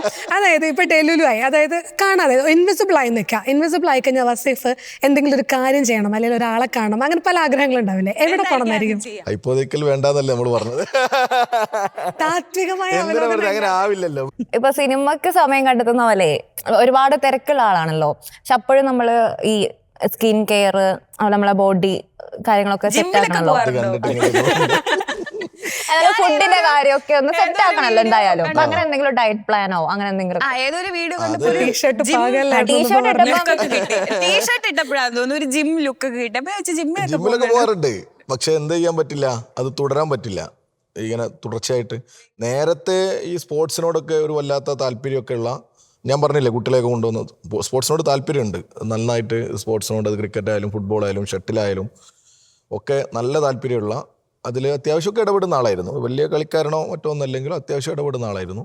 പിന്നെ നമ്മൾ ഓരോ ദിവസവും ഇങ്ങനെ ഓരോ സ്ഥലത്ത് ഇങ്ങനെ യാത്രകൾ സമയം ഒക്കെ വരുമ്പോൾ പെട്ടുപോയി. എന്നാലും ഒരു മാസത്തിൽ 1-2 തവണയൊക്കെ ഞങ്ങളുടെ വൈബുള്ളവരുടെ കൂടെ ഒക്കെ ഒരു കളിയും ഇങ്ങനെയുള്ള എൻഗേജ്മെന്റ്സും ഒക്കെ ഉണ്ടാവും. അതായിരിക്കും നിങ്ങൾ ടീഷർട്ട് കണ്ടെന്നൊക്കെ പറയുന്നത്. അതിൽ ഇടയ്ക്ക് ജിമ്മിൽ പോവും. പക്ഷേ ഈ ജിമ്മിൽ പോകുന്നത് എന്താ വെച്ചാൽ തുടർച്ചയായി പോകാൻ പറ്റില്ല. ആഴ്ചയിൽ ഒരു 3 ദിവസമെങ്കിലും പോകാൻ പാടുപെടുന്ന അവസ്ഥ. പക്ഷേ ഇപ്പോൾ പറ്റാറില്ല പലപ്പോഴും. ഒന്ന് ഇങ്ങനെ ലേറ്റാവും, പിന്നെ എണീക്കുമ്പോൾ മടി, അല്ലെങ്കിൽ രാത്രി പോകണം, ഇങ്ങനെയൊക്കെയാണല്ലോ. എന്നാലും ഇങ്ങനെ ഓരോ ദിവസവും നമ്മളൊരു പ്ലാൻ ഉണ്ടാക്കും, അടുത്ത ദിവസം മുതൽ സെറ്റ് ആവണം, ഭക്ഷണം കുറക്കണം. ന്യൂ ഇയർ റെസൊല്യൂഷൻ ഉണ്ടായിരുന്നോ? ന്യൂ ഇയർ ആയിട്ടൊന്നും ചെയ്തിട്ടില്ല. പൊതുവെ അടുത്ത ആഴ്ച അല്ലെങ്കിൽ ഇന്ന് മുതൽ തുടങ്ങാം എന്നൊക്കെ പറഞ്ഞാൽ അങ്ങ് തുടങ്ങും. വസീഫ് ഒരു ദിവസം ഡേ ഇൻ മൈ ലൈഫ് പറയാൻ പറഞ്ഞ എങ്ങനെ പറയും? അതായത് ഈ പറഞ്ഞ പാർട്ടി പ്രവർത്തനം, ഒരു ഡ്യൂട്ടി അങ്ങനെ ഒന്നും ഇല്ലാതെ വീട്ടിലിരിക്കുന്ന ഒരു സമയമാണെങ്കിൽ എന്ത്? രാവിലെ പരമാവധി വൈകി എണീക്കും. അങ്ങനെയാണെങ്കിൽ വേറെ ഒരു ഫ്രീ ആണെങ്കിൽ കുറച്ച് വൈകി എണീറ്റ് പത്രമൊക്കെ വായിച്ച്, നല്ല സ്വസ്ഥമായി പത്രമൊക്കെ വായിച്ച് ഇരുന്ന് ഏതെങ്കിലും പിന്നെ പുസ്തകങ്ങളൊക്കെ വായിക്കുകയാണെങ്കിൽ അങ്ങനെ. അല്ലെങ്കിൽ ചിലപ്പോൾ നമ്മൾ സിനിമ മോളോ മറ്റോ ഡൗൺലോഡ് ചെയ്ത് വെച്ച സിനിമ ഏതെങ്കിലും ഉണ്ടെങ്കിൽ ഒരു സിനിമ കാണാം എന്നുള്ളൊരു ആഗ്രഹം ഉണ്ടാവും. എന്നിട്ട് വീണ്ടും പിന്നെ പോയിട്ട് നല്ല ഭക്ഷണമൊക്കെ ഉണ്ടെങ്കിൽ, ആരെങ്കിലും ഉണ്ടാക്കി വെച്ചതാണെങ്കിലേ കഴിക്കാൻ ഇഷ്ടമുള്ളൂ. ഉണ്ടാക്കി കഴിക്കാൻ അപ്പോൾ ഒരു താല്പര്യം ഉണ്ടാവില്ല. കഴിച്ചിട്ട് വീണ്ടും സ്വസ്ഥമായിട്ട് കുക്കിംഗ് ഇഷ്ടമുള്ള ആളാണോ? കുക്കിംഗ് ഇഷ്ടമുള്ള ആളാണോ? ഇഷ്ടമാണ്. കുക്ക് ചെയ്യാറുണ്ട്? കുറച്ചൊക്കെ. ഏറ്റവും ഇഷ്ടമുള്ള ഫുഡ് ഏതാ കുക്ക് ചെയ്യുന്നത്? ഏതായാലും ബീഫാണ് നമ്മളെ. ബീഫ് വിട്ട് കളിയില്ല. ഇപ്പം കുട്ടികളെ കാര്യം പറഞ്ഞപ്പോഴേ എനിക്ക് തോന്നുന്നു ആൽഫ ജനറേഷനിലുള്ള കുട്ടിയാണെന്ന് തോന്നുന്നു വയസ്സ് വെച്ച് നോക്കുമ്പോൾ. അവരുടെ ലാംഗ്വേജ് എന്ന് വെച്ചാൽ ഭയങ്കര, ഇപ്പൊ എനിക്ക് ഞാനും അനിയനും ഒക്കെ തമ്മിൽ ഒരു 3-4 വയസ്സിന് വ്യത്യാസമുള്ള അവരൊക്കെ പറയുന്നത് എനിക്ക് വേറെ എന്തൊക്കെയോ വലിയ തോന്നി. ഇതൊക്കെ എന്താ പറയുന്നതെന്ന് ചിലപ്പോൾ ഞാൻ ചിന്തിക്കും. മനസ്സിലാവുന്നില്ലെങ്കിൽ അപ്പൊ കുട്ടിയുമായി ബന്ധപ്പെട്ടുള്ള ഒരു ഫാദർ ഡോട്ടർ റിലേഷൻ അല്ല, ഒന്ന് നമ്മള് കുറച്ച് സമയമായിരിക്കും വല്ലപ്പോഴൊക്കെ കിട്ടുക, പിന്നെ എന്നാലും പരമാവധി സമയം കിട്ടാൻ വേണ്ടി ശ്രമിക്കാറുണ്ട്. പിന്നെ അവരായിട്ടൊക്കെ അങ്ങനെ ഒരു പ്രശ്നം എനിക്ക് ഫീൽ ചെയ്യാറില്ല. ഒന്നാമത് ചിലപ്പോൾ ഒരു സ്റ്റുഡൻറ് ടീച്ചർ ആ ഭാഗം കഴിഞ്ഞത് കൊണ്ടാവാം, ബി.എഡും എഡും ഒക്കെ നമ്മളൊരു കുട്ടികളുമായിട്ടൊരു അറ്റാച്ച്മെൻറ്റിൽ പോകുന്ന ഒരു വിഭാഗത്തിലായിരുന്നു. കുറച്ച് കാലം ഞാൻ SSKയിലും ഉണ്ടായിരുന്നു, SSA അതിൻ്റെ ഒരു ചുമതലയിലൊക്കെ ഉണ്ടായിരുന്നു. അപ്പോൾ കുട്ടികളോട് എനിക്ക് ഇടപെടാൻ വലിയൊരു പ്രയാസം തോന്നിയിട്ടില്ല. പക്ഷെ രസമാണ്, അവരൊരു പുതിയ ഒരു പുസ്തകം ആണല്ലോ. അപ്പോൾ അത് അവരിൽ നിന്ന് ഇങ്ങനെ ചോദിക്കും. അത് ഞാൻ മക്കളോട് അതേപോലെ തന്നെ ഓരോ വാചകങ്ങൾ. ഒരു പ്രശ്നം എന്താ വെച്ചാൽ കാർട്ടൂണിലെ കഥാപാത്രങ്ങളെ പറയുമ്പോഴാണ് നമുക്ക് പ്രശ്നം ഇതാരാണ് എന്നുള്ളതാണ്. ഇപ്പോൾ ഡെലൂല് പറഞ്ഞ പോലെ കാർട്ടൂണിലെ കഥാപാത്രങ്ങളോട് നമുക്ക് ആ കഥാപാത്രങ്ങളെ നമുക്ക് കണ്ടെത്താൻ പറ്റാറില്ല. അപ്പൊ പിന്നെ എളുപ്പത്തിൽ എന്താ മാർഗം, കാർട്ടൂൺ കാണരുത്, കുറച്ച് സമയം കാണാവൂ എന്നൊക്കെ പറയാ, അത്രേ ഉള്ളൂ. ഡാഡി കൂൾ ആണോ? അങ്ങനെ ഒന്നല്ല, ഇടയ്ക്ക് വടിയൊന്നും എടുക്കാറില്ലപ്പാ. വടി എടുക്കണമെന്നൊക്കെ തോന്നും, പക്ഷേ ചിലപ്പോ പിന്നെ മോള് കൂടി ആയതുകൊണ്ടേ, പെൺകുട്ടികളായതുകൊണ്ട് അവര് പിന്നെ നിങ്ങൾക്ക് തന്നെ അറിയാലോ, ഒരു വടി എടുത്താൽ പിന്നെ ഒരു കൊല്ലത്തിന് വടി എടുക്കേണ്ടി വരില്ല. നമ്മള് ചില ആൾക്കാരുടെ പേര് പറയും, ഒറ്റ വാക്കില് അവരെ പറ്റി പറയണം. എന്താണോ നമ്മൾ ആ പേര് പറയുമ്പോൾ മനസ്സിൽ ആദ്യം വരുന്നത് അത് പറയണം. അതൊന്നും ചിലപ്പോൾ പറയാൻ പറ്റുന്നില്ല. രാഹുൽ മാങ്കൂട്ടത്തിൽ ഒന്നും പറയാനില്ല. അതാ നല്ലേന്നൊക്കെ. ഉമ്മൻചാണ്ടി കേരളത്തിലെ മുഖ്യമന്ത്രിയായിരുന്നു. പക്ഷേ അദ്ദേഹത്തിൻ്റെ ഭരണത്തെക്കുറിച്ച്, അദ്ദേഹത്തിൻ്റെ ഭരണത്തിൻ്റെ പോരായ്മകളെക്കുറിച്ചാണ് ഞങ്ങൾ ഏറ്റവും കൂടുതൽ ഈ സമൂഹത്തിൽ സംസാരിച്ചുകൊണ്ടിരിക്കുന്നത്. ട്രംപ് ഒരു ധിക്കാരിയാണ്, തോന്നിവാസിയാണ്.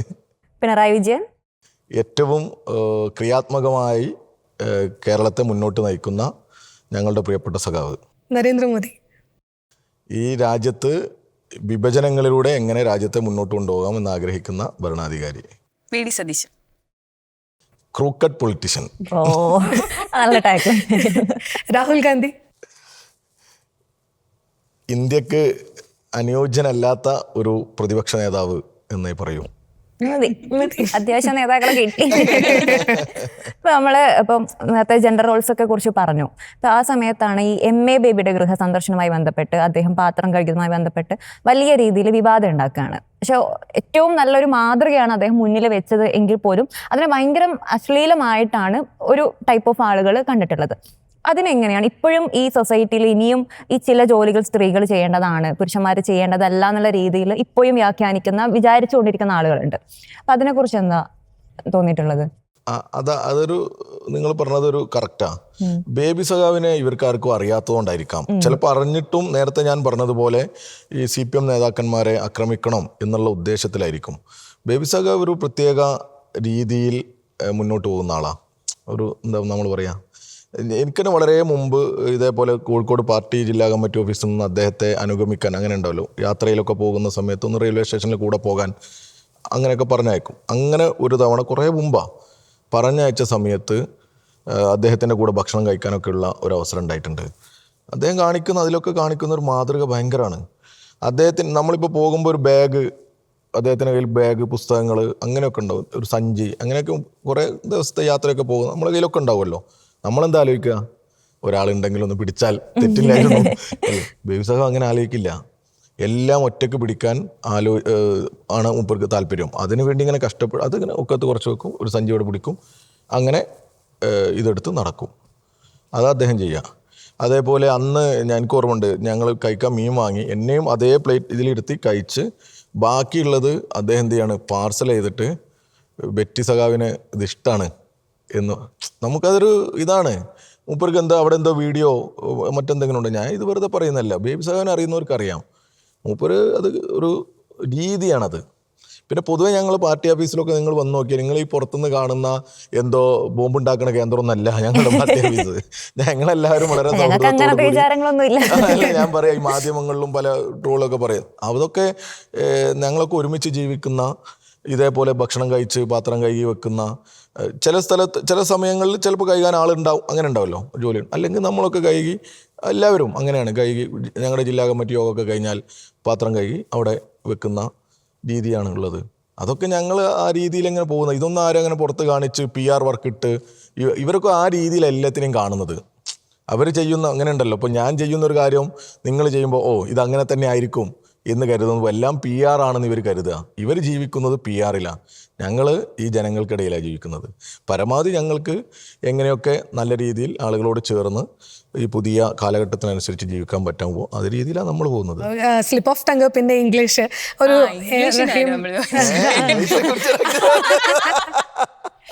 അല്ല, ഈ ഇംഗ്ലീഷൊക്കെ പറയുമ്പം എല്ലാവർക്കും എല്ലാ ലാംഗ്വേജിലും അത്ര എക്സ്പെർട്ട് ആവണമെന്നില്ലല്ലോ. അപ്പം അങ്ങനത്തെ കാര്യങ്ങൾ പൊളിറ്റീഷ്യൻസിന് ഈ കമ്മ്യൂണിക്കേഷന് അതൊരു ബാരിയർ ആയിട്ടുണ്ടോ? റഹീമിന്റെ ഒക്കെ ഇഷ്യൂ അതുണ്ട്. ഇത് പ്രത്യേകിച്ച് നമ്മൾ ഡൽഹി സമരങ്ങളിൽ, പിന്നെ ഇവിടുത്തെ തന്നെ ചില സമരങ്ങളിലൊക്കെ നമ്മുടെ മുമ്പിൽ വന്നിട്ട് പിന്നെ ഈ ANI ചാനൽ മറ്റേ ഇവരൊക്കെ വന്നിട്ട് ബൈറ്റ് വയ്ക്കുമല്ലോ. അപ്പോൾ സ്വാഭാവികമായിട്ടും ഒരു മലയാളം മീഡിയത്തിൽ പഠിച്ചു വന്നതിൻ്റെ അന്നൊക്കെ, ഇപ്പോൾ പക്ഷെ മലയാളം മീഡിയത്തിൽ ഇപ്പം എൻ്റെ മോള് എന്നെ നന്നായിട്ട്, അവർക്ക് ഒരു മടിയുമില്ല, അവരത് കമ്മ്യൂണിക്കേറ്റ് ചെയ്യും. ഞാൻ പറയുമ്പം BCom MCom B.Ed M.Ed ഒക്കെ കഴിഞ്ഞ അധ്യാപകൻ ഒക്കെ ആയി പോകുമ്പോഴും നമുക്കെന്താണ് കമ്മ്യൂണിക്കേറ്റ് ചെയ്യാൻ, ഒരു ഇംഗ്ലീഷിൽ ഒരു കമ്മ്യൂണിക്കേറ്റ് ചെയ്യുക എന്ന് പറയുമ്പോൾ ഒരു ധൈര്യക്കുറവ്, എവിടെയോ ഒരു ടെൻഷൻ. അല്ലെ പിന്നെ പ്രിപ്പയർ ചെയ്തിട്ടുള്ള സ്പീച്ചോ മറ്റോ ഒക്കെ ആണെങ്കിൽ നമുക്ക് നോക്കാം. ഹിന്ദിയും ഇതേപോലെ കേട്ടാലും മനസ്സിലും കുറച്ചൊക്കെ പറയും എന്നല്ലാതെ പൊതുവെ അങ്ങനെ ഒരു വലിയ ഹിന്ദി പഠിക്കുന്ന സമയത്ത് 10ാം ക്ലാസ് വരെ നമുക്ക് ഹിന്ദി ഉണ്ടല്ലോ, നല്ല ഇഷ്ടമുള്ള ലാംഗ്വേജ് ആയിരുന്നു. ഹിന്ദി കുറച്ചുകൂടിയും പറ്റും തോന്നും. പക്ഷെ ഇതെല്ലാം പ്രശ്നം എന്താ, ഇപ്പൊ ഈ ട്രോളന്മാരെ പേടിച്ചിട്ട് ക്യാമറക്ക് മുമ്പിൽ പറയാൻ. യഥാർത്ഥത്തിൽ റഹീം സഖാവ് അത്യാവശ്യം നന്നായി സംസാരിക്കും. ഒരു 200ഓളം വീട് പൊളിച്ചു ബുൾഡോസർ വെച്ച് കർണാടകയിലെ കോൺഗ്രസ് ഗവൺമെന്റ് BJP ചെയ്യുന്നത് പോലെ പൊളിക്കുകയാണ്. നമ്മൾ പ്രതീക്ഷിക്കുന്നില്ല. അങ്ങനെ പിന്നെ വളരെ പ്രയാസകരമായ ഒരു അന്തരീക്ഷത്തിൽ കുറേ ആളുകളെ കാണുകയാണ്, ഈ വീടുകൾ കാണുകയാണ്. ആർക്കായാലും നിങ്ങൾ ആലോചിച്ചു, ഇപ്പോൾ ചൂരൽമലയിൽ പോയിട്ട് നമ്മൾ നിൽക്കുമ്പോൾ നമ്മളൊന്ന് സ്റ്റക്കായി പോയില്ലേ, ആ സന്ദർഭത്തിൽ മൈക്ക് വെച്ച് ചോദ്യങ്ങൾ ചോദിക്കുമ്പോൾ അത് പൊളിറ്റിക്സ് ആണല്ലോ. അപ്പോൾ അതിൽ നമ്മൾ ഇംഗ്ലീഷിൽ എന്ത് പറയണം? അപ്പോൾ തുടക്കത്തിൽ വന്ന ഒരു ചെറിയ അതിനെ പിന്നെ ഇവരെന്ത് ചെയ്യണം, വലിച്ചു നീട്ടി മോശമാക്കണം. അതിന് തുടർച്ചയായിട്ടും അദ്ദേഹം നന്നായി എന്താണോ പറയാൻ ഉദ്ദേശിച്ചത് അത് ഈ സമൂഹത്തോട് പറയുന്നുണ്ട്. എത്ര വൃത്തികെട്ട രീതിയിലേക്കാണ് അതിനെ കൊണ്ടുപോകുന്നത്. അതും ഈ പറഞ്ഞതുപോലെയാണ്. കാരണം കർണാടകയിൽ കോൺഗ്രസ് ഗവൺമെൻറ്റാണ് വീടുകൾ പൊളിച്ചത്. അത് പുറത്തെത്തിക്കുന്നത് ആദ്യമായിട്ട് റഹീം സഖാവ് പോയിട്ടാണ്, മുഖ്യമന്ത്രിയുടെ സ്റ്റേറ്റ്മെൻറ്റാണ്. അപ്പോൾ അതിനെ ഒന്നെന്ത് ചെയ്യണം, ഒരു കൗണ്ടർ നരേഷൻ ഇട്ടാൽ നമ്മൾ പറയില്ല, അങ്ങനെ ഇട്ടിട്ട് മറ്റൊരു ഭാഗത്തൂടെ കൊണ്ടുപോകണം എന്നുള്ള ഉദ്ദേശിച്ചത്. അതിനുവേണ്ടിയുള്ള ശ്രമം. യഥാർത്ഥത്തിൽ എത്ര ആളുകൾ ഇങ്ങനെയൊക്കെ ഇതിനേക്കാൾ മോശമായിട്ടൊക്കെ കാര്യങ്ങൾ എന്തിനാ ലാംഗ്വേജ് കമ്മ്യൂണിക്കേറ്റ് ഇല്ല. ഇപ്പോൾ തിരുവനന്തപുരത്തുള്ള ആളുകൾ സംസാരിക്കുന്നതും നമ്മുടെ കാസർഗോഡുള്ള ആളുകൾ സംസാരിക്കുന്നതും നിങ്ങളുടെ ഈ നമ്മുടെ പത്തനംതിട്ട, മധ്യ തിരുവിതാംകൂർ, കോട്ടയത്തുള്ള സംസാരിക്കുന്നതൊക്കെ തമ്മിൽ പല വ്യത്യാസങ്ങളുണ്ടാവില്ലേ? ഞങ്ങളുടെ അടുത്ത് തന്നെ കോഴിക്കോട് തന്നെ കുറച്ചപ്പുറത്ത് ഈ മലപ്പുറത്തിൻ്റെ സൈഡ് നിൽക്കുന്ന ആളുകൾ ഉപയോഗിക്കുന്ന വാക്കുകളിലൊക്കെ ചിലപ്പോൾ എല്ലാം മനസ്സിലാവൂ. എന്തൊക്കെ രസകരമായ കാര്യങ്ങളുണ്ട്, ചിലപ്പോൾ അപകടകരമായ വാക്കുകൾ ഉണ്ടാവാറുണ്ട് ഇല്ലേ? ഞാൻ തന്നെ ചിലപ്പോൾ നമ്മൾ നീ എന്നൊക്കെ അവിടെ പറയും, ഇവിടെ ഇങ്ങോട്ട് നീ എന്ന് പറഞ്ഞാൽ ഞാനൊരു ചാനലിൽ ഇതേപോലെ നീ എന്ന് പറഞ്ഞു, അത് പ്രകോപിതരായി അപ്പുറത്തുള്ള ആൾ. അപ്പം ഞാൻ പറഞ്ഞു ഞങ്ങൾ ഇതിനൊക്കെ നീ എന്നാ പറയുക അല്ലേ? അപ്പോൾ അതൊക്കെ ഉള്ള പ്രശ്നങ്ങളാണ്. അപ്പോൾ ഇതിനെയൊക്കെ നമ്മൾ അപ്പുറത്തുള്ള ആളുകൾ എങ്ങനെ മനസ്സിലാക്കുന്നു, അവർക്കത് ഉൾക്കൊള്ളാൻ പറ്റുന്നു എന്നുള്ളതാണ്. അതിന് ആ രീതിയിൽ സംസാരിക്കുക എന്നുള്ളതാണ്. നിങ്ങൾ ഈ പരസ്പരം ഫ്രണ്ട്സ്, പൊളിറ്റിക്സിലുള്ള ഫ്രണ്ട്സ് തമ്മിൽ ഈ റീൽസ് ഒക്കെ ഷെയർ ചെയ്യാറുണ്ട്, ഈ ട്രോൾസ്, നിങ്ങളെ പറ്റി വരുന്ന ട്രോൾസും അതൊക്കെ നന്നായിട്ട് ആസ്വദിക്കൂ. ഈ റഹീം സഖാവിൻ്റെ സാധനം തന്നെ തുടക്കത്തിൽ ഞങ്ങൾ ആ രീതിയിൽ അങ്ങനെ ഇട്ട് കൊടുത്തത്, പക്ഷെ പിന്നെ അതൊരു ഒരു പ്രൊപ്പഗണ്ടയാണ് എന്ന് ഫീൽ ചെയ്തു നമുക്ക്. അപ്പോൾ നമ്മൾ റഹീം സഖാവിനോട് പറഞ്ഞു. അപ്പോൾ റഹീം സഖാവ് എപ്പോഴും പറഞ്ഞത് അതൊക്കെ അവർ ചെയ്യട്ടെ, നമ്മളിപ്പോൾ അവിടെ പോയില്ലേ, നമ്മൾ ഇടപെട്ടില്ലേ, നമ്മളതിൻ്റെ പിന്നാലെ നിൽക്കുന്നില്ലേ. ആ റഹീം സഖാൻ അന്ന് പോയി വന്നിട്ട് ഞങ്ങൾ പത്രസമ്മേളനമൊക്കെ നടത്തിയപ്പോൾ ആദ്യത്തെ വാർത്താ സമ്മേളനം നമ്മൾ ഇത് കണ്ടിട്ടില്ല, ഈ ട്രോളൊന്നും കണ്ടിട്ടില്ല. ആ വിഷ്വൽസ് വെച്ചിട്ടാണ്, ഞാനും ഉണ്ട്, സനോജുണ്ട്, റഹീം സഖാവും ഉണ്ട്, വിഷ്വൽസ് വെച്ചിട്ടാണ് അദ്ദേഹം ഇത് പ്രസൻറ്റ് ചെയ്യുന്നത് കേരളത്തിലെ മാധ്യമങ്ങൾക്ക് മുമ്പിൽ. ഒരു ചെറുപ്പക്കാരൻ ജനുവരി 2 കല്യാണം അദ്ദേഹത്തിൻ്റെ, 20-ാം തീയതിയാണ് ഇത് പൊളിക്കുന്നത്. നോക്കണം, എൻ്റെ കല്യാണം അടുത്ത ആഴ്ച എൻ്റെ വീട്ടിൽ വെച്ച് നടക്കാൻ പോവാണ്. ആ കല്യാണം നടക്കേണ്ട വീടാണ് 20-ാം തീയതി പൊളിച്ചു കളയുന്നത്. ആ ഒരു മാനസികാവസ്ഥ നോക്കൂ നിങ്ങൾ. ഇതാണ് നമ്മൾ പ്രസൻറ്റ് ചെയ്യുന്നത്. ആ വിഷയത്തിലേക്കാണ് പോകുന്നത്. അത് സ്വാഭാവികമായിട്ടും കേരളത്തിനും ചർച്ച ചെയ്യേണ്ടതാണ്. ഞങ്ങൾ രാഷ്ട്രീയത്തിൽ ഇടപെടുന്നവരാണല്ലോ. 2 ഭരണകൂടങ്ങളെ തൊട്ടടുത്ത് ഒരു അതിർത്തിക്കപ്പുറത്ത് കർണാടകയും ഇവിടുത്തെ കേരള ഗവൺമെൻറ്റും കൈകാര്യം ചെയ്യുന്ന നമ്മൾ ചർച്ച ചെയ്യണ്ടേ? അതാണ് പറഞ്ഞുകൊണ്ടിരിക്കുന്നത്. അന്നൊന്നും നമ്മളിത് അറിയില്ല. അതൊക്കെ പത്രസമ്മേളനമൊക്കെ കഴിഞ്ഞ് ഞങ്ങൾ പോയി. പിന്നീടാണ് രാത്രിയൊക്കെ ആദ്യം ഒന്ന് വന്നു. പിന്നെ ഇതൊരു പ്ലാൻഡായിട്ട് ഇങ്ങനെ വരിക. ഇന്നലെ ഞങ്ങൾ യാത്രയിൽ, ഞാനും വൈഫ് കൂടി ഡ്രൈവ് ചെയ്ത് വരുന്ന സമയത്ത് നമ്മളിങ്ങനെ അവൾ ഡ്രൈവ് ചെയ്യും, ഞാനിങ്ങനെ നോക്കുമ്പോൾ വേറെ പല വിഷ്വൽസും വെച്ചിട്ട് ഈ വോയിസ് കൊടുക്കുക, ഇങ്ങനെ ചെയ്യാം. അദ്ദേഹത്തിൻ്റെ പാർലമെൻറ്റിലെ സ്പീച്ച് ഇതേപോലെ ലാഗ്, ഇപ്പം അതിനൊക്കെ സോഫ്റ്റ്വെയർ ഉണ്ടല്ലോ, നന്നായി സംസാരിച്ചതാ, ഇങ്ങനെ ലാഗ് ചെയ്തിട്ട് മോശമാക്കുക. എന്നിട്ട് അങ്ങ് പിന്നെ ഒരാളെ വ്യക്തിപരമായിട്ട് അങ്ങ് ഇല്ലാതാക്കാൻ ശ്രമിക്കുക. യഥാർത്ഥത്തിൽ പാർലമെൻറ്റിൽ ഞാൻ നേരത്തെ നിങ്ങളോട് പറഞ്ഞു നമുക്ക് അനുയോജ്യനല്ലാത്ത പ്രതിപക്ഷ നേതാവാണ്. അപ്പോൾ നിങ്ങൾ എന്ന് ആലോചിച്ചിട്ടുണ്ടാവും. എന്ന് പറയാൻ കാരണം, ഒരു ഫുൾ ടൈം പൊളിറ്റീഷ്യനായിട്ട് അദ്ദേഹം ഇല്ല, ഒരു പ്രതിപക്ഷ നേതാവായിട്ടില്ല. എല്ലാ ആനുകൂല്യവും ഉണ്ടല്ലോ പ്രതിപക്ഷ നേതാവിന്, എല്ലാ സുരക്ഷാ സംവിധാനങ്ങൾ, സൗകര്യങ്ങൾ ഒക്കെ ഉണ്ട്. അദ്ദേഹം ചെയ്യേണ്ടത് എന്താ? ഓരോ മിനിറ്റും വിജിലൻ്റ് ആയിരിക്കണം. അങ്ങനത്തെ ഒരു കാലമാണിത്. ഈ സംഘപരിവാർ ഭരിക്കുന്ന ഈ കാലഘട്ടത്തിൽ അത്രയും വിജിലൻ്റായി ഒരു മിനിറ്റ് ഒഴിവാക്കാതെ, ബാക്കി എൻ്റർടൈൻമെൻ്റ് ഒക്കെ വേണം, പക്ഷെ അതിനല്ല പ്രയോറിറ്റി കൊടുക്കേണ്ടത്. ഇതൊരു പാർട്ട് ടൈം പ്രതിപക്ഷ നേതാവാണ്. എന്നാൽ റഹീം സഖാവിനെ പോലെയുള്ള ഞങ്ങളുടെ ഈ MP-മാരൊക്കെ നോക്കൂ, നിങ്ങളതൊക്കെ വിലയിരുത്തണം. അത് റഹീം സഖാവ് ഇന്ന് ഇപ്പോൾ ഇവിടെ ആണെങ്കിൽ നാളെ പാർലമെൻറ്റിൽ, അടുത്ത ദിവസം ഇവിടെ മറ്റൊരു വിഷയം ഉണ്ടെങ്കിൽ അവിടെ വരുന്നു, ഈ ലഹങ്കൽ വിഷയത്തിന് പോകുന്നു, ഉത്തർപ്രദേശിലെ വിഷയത്തിൽ ഇടപെടുന്നു. അങ്ങനെ ഓടി നടന്ന് എന്തൊക്കെ സംഘപരിവാര രാഷ്ട്രീയത്തിൻ്റെ ഈ ഭരണ സംവിധാനങ്ങൾക്കെതിരെ ഈ പൊതുജനങ്ങൾക്ക് മുമ്പിൽ കൊണ്ടുവരാൻ പറ്റും, അവരെ ഈ ബോധവൽക്കരിക്കാൻ പറ്റും എന്ന് ശ്രമിച്ചുകൊണ്ടിരിക്കുക. എന്നാൽ അതിൻ്റെയൊക്കെ എത്ര ഇരട്ടി സൗകര്യവും വിസിബിലിറ്റിയും ഈ പറയുന്ന കഴിവൊക്കെ ഉണ്ടെന്നല്ലേ ഇവർ പറയുന്നത്. അവർ എന്താ ഇങ്ങനെ ചെയ്യാത്തത് എന്നുള്ളതാണ്. അതുകൊണ്ടാണ് ഞാനത് നേരത്തെ ഇന്ത്യക്ക് അനുയോജ്യനായ ഒരു പ്രതിപക്ഷ നേതാവല്ല എന്ന് പറഞ്ഞു. പ്രതിപക്ഷ നേതാവിന് നല്ല റോളുണ്ട്, അത് ഉപയോഗപ്പെടുത്തണ്ടേ? ഏറ്റവും നന്നായി ഇടപെടുന്ന ഒരാളാണ് റഹീം സഖാവ്, DYFIയുടെ അഖിലേന്ത്യാ പ്രസിഡന്റ് എന്നുള്ള നിലക്ക് കൂടി. എന്നിട്ട് അദ്ദേഹത്തെ എന്ത് ചെയ്യാണ്? ഒന്ന് മോശമാക്കുക എന്നുള്ളത് നോക്കുക. നിങ്ങൾ രാഷ്ട്രീയത്തെ നിരീക്ഷിക്കുന്നവർക്കറിയാം, അദ്ദേഹത്തിൻ്റെ ഫേസ്ബുക്ക് പേജുകളും അദ്ദേഹത്തിൻ്റെ സംസാരങ്ങളും പ്യൂർലി പൊളിറ്റിക്കലാണ്. ഒരു ആൻറ്റി സംഘപരിവാറാണ്. BJP വിരുദ്ധ നയങ്ങൾ പരമാവധി പ്രചരിപ്പിക്കാൻ, അതിനുവേണ്ടി പാർലമെൻറ്റിൽ ഇടപെടാൻ ഒക്കെ പരിശ്രമിക്കുക. മറ്റുള്ളവരെ നോക്കുക, എത്ര MP-മാരുണ്ട് കേരളത്തിൽ? വേറെ സീനിയോറിറ്റിയുള്ള MP-മാരില്ലേ? എത്ര ആളുണ്ട് കേരളത്തിൽ നിന്ന് 2, 3, 4 തവണ ജയിച്ചു പോയ MP-മാരുടെ ഏതെങ്കിലും ഒരു പ്രസംഗം നിങ്ങൾക്ക് ഓർമ്മയുണ്ടോ? ഉണ്ടാവില്ല. ആകെ ഓർമ്മ ഉണ്ടാവും നമ്മളെ ഇവിടുത്തെ എറണാകുളത്തെ നേരത്തെ, അതും രാജ്യസഭയിൽ CPM പറഞ്ഞയച്ച P. രാജീവിൻ്റെതായിരിക്കും. പിന്നെ റഹീം സഖാവിനെ പോലുള്ളവർ ഇടപെടുമ്പോൾ അതിനെ മറ്റൊരു അർത്ഥത്തിൽ കൊണ്ടുപോകുന്നത് ശരിയല്ല, അത് ബോധപൂർവമാണ്. മൂന്നാമതും LDF സർക്കാർ തന്നെ അധികാരത്തിൽ വരും. അല്ല, മറിച്ച് ഒന്ന് ചിന്തിക്കാൻ ഈ സമൂഹത്തിന് പറ്റില്ല എന്നാണ് എനിക്ക് തോന്നുന്നത്. ഒരു ഇടതുപക്ഷത്തെ അധികാരത്തിലേറ്റാതെ മറ്റാരെ അധികാരത്തിലേറ്റും? ഇപ്പോൾ തന്നെ സീറ്റിന് വേണ്ടി കടിപിടി. സീറ്റ് പോട്ടെ, ഇവിടെ ഒരു തെരഞ്ഞെടുപ്പിൽ ജയിച്ചപ്പോൾ, നിങ്ങൾ എറണാകുളത്തായിരുന്നല്ലോ, തൃപ്പൂണിത്തറയിൽ തെരഞ്ഞെടുപ്പ് ജയിച്ച് KPCC പ്രസിഡന്റും പ്രതിപക്ഷ നേതാവും പത്രസമ്മേളനം നടത്തുക. പത്രസമ്മേളനം നടത്തുമ്പോൾ മൈക്കിന് വേണ്ടി അടി, ഓർമ്മയില്ല നിങ്ങൾക്ക്? എന്നിട്ട് ഡാഷ് മോനെന്ന് വിളിക്കാം. എന്നിട്ട് മൈക്ക് നീ പറഞ്ഞോ, അല്ല നീ പറഞ്ഞോ, എന്തൊരു അല്ലേ, ചിന്തിക്കാൻ പറ്റുമോ? എന്നിട്ട് പിന്നെ അതിൽ കിടന്നങ്ങ് ഉരുളുക. ഞങ്ങൾ പരസ്പരം സംസാരിക്കുമ്പോൾ ഇങ്ങനത്തെ വാക്കുകളൊക്കെയാണ് അല്ല, ഇതിനേക്കാൾ അങ്ങനെ വാക്കുകൾ ഉപയോഗിക്കുക. അങ്ങനെ ഉപയോഗിക്കുന്ന ആളുകളെ ഈ അധികാരം ഏൽപ്പിക്കാൻ ഈ ജനം തയ്യാറാകും. അപ്പോൾ ഒരു ഒറ്റക്കെട്ടായി തീരുമാനം എടുക്കാൻ ശേഷിയുള്ള കാര്യങ്ങൾ ആലോചിച്ച് പൂർണ്ണമായും നമ്മുടെ നാടിൻ്റെ മുന്നേറ്റത്തിന് വേണ്ടി പരിശ്രമിക്കുന്ന ആ ഒരു മുന്നണിയെ തന്നെ ജനം തിരഞ്ഞെടുക്കും എന്നുള്ള പ്രതീക്ഷയാണ് എനിക്കുള്ളത്.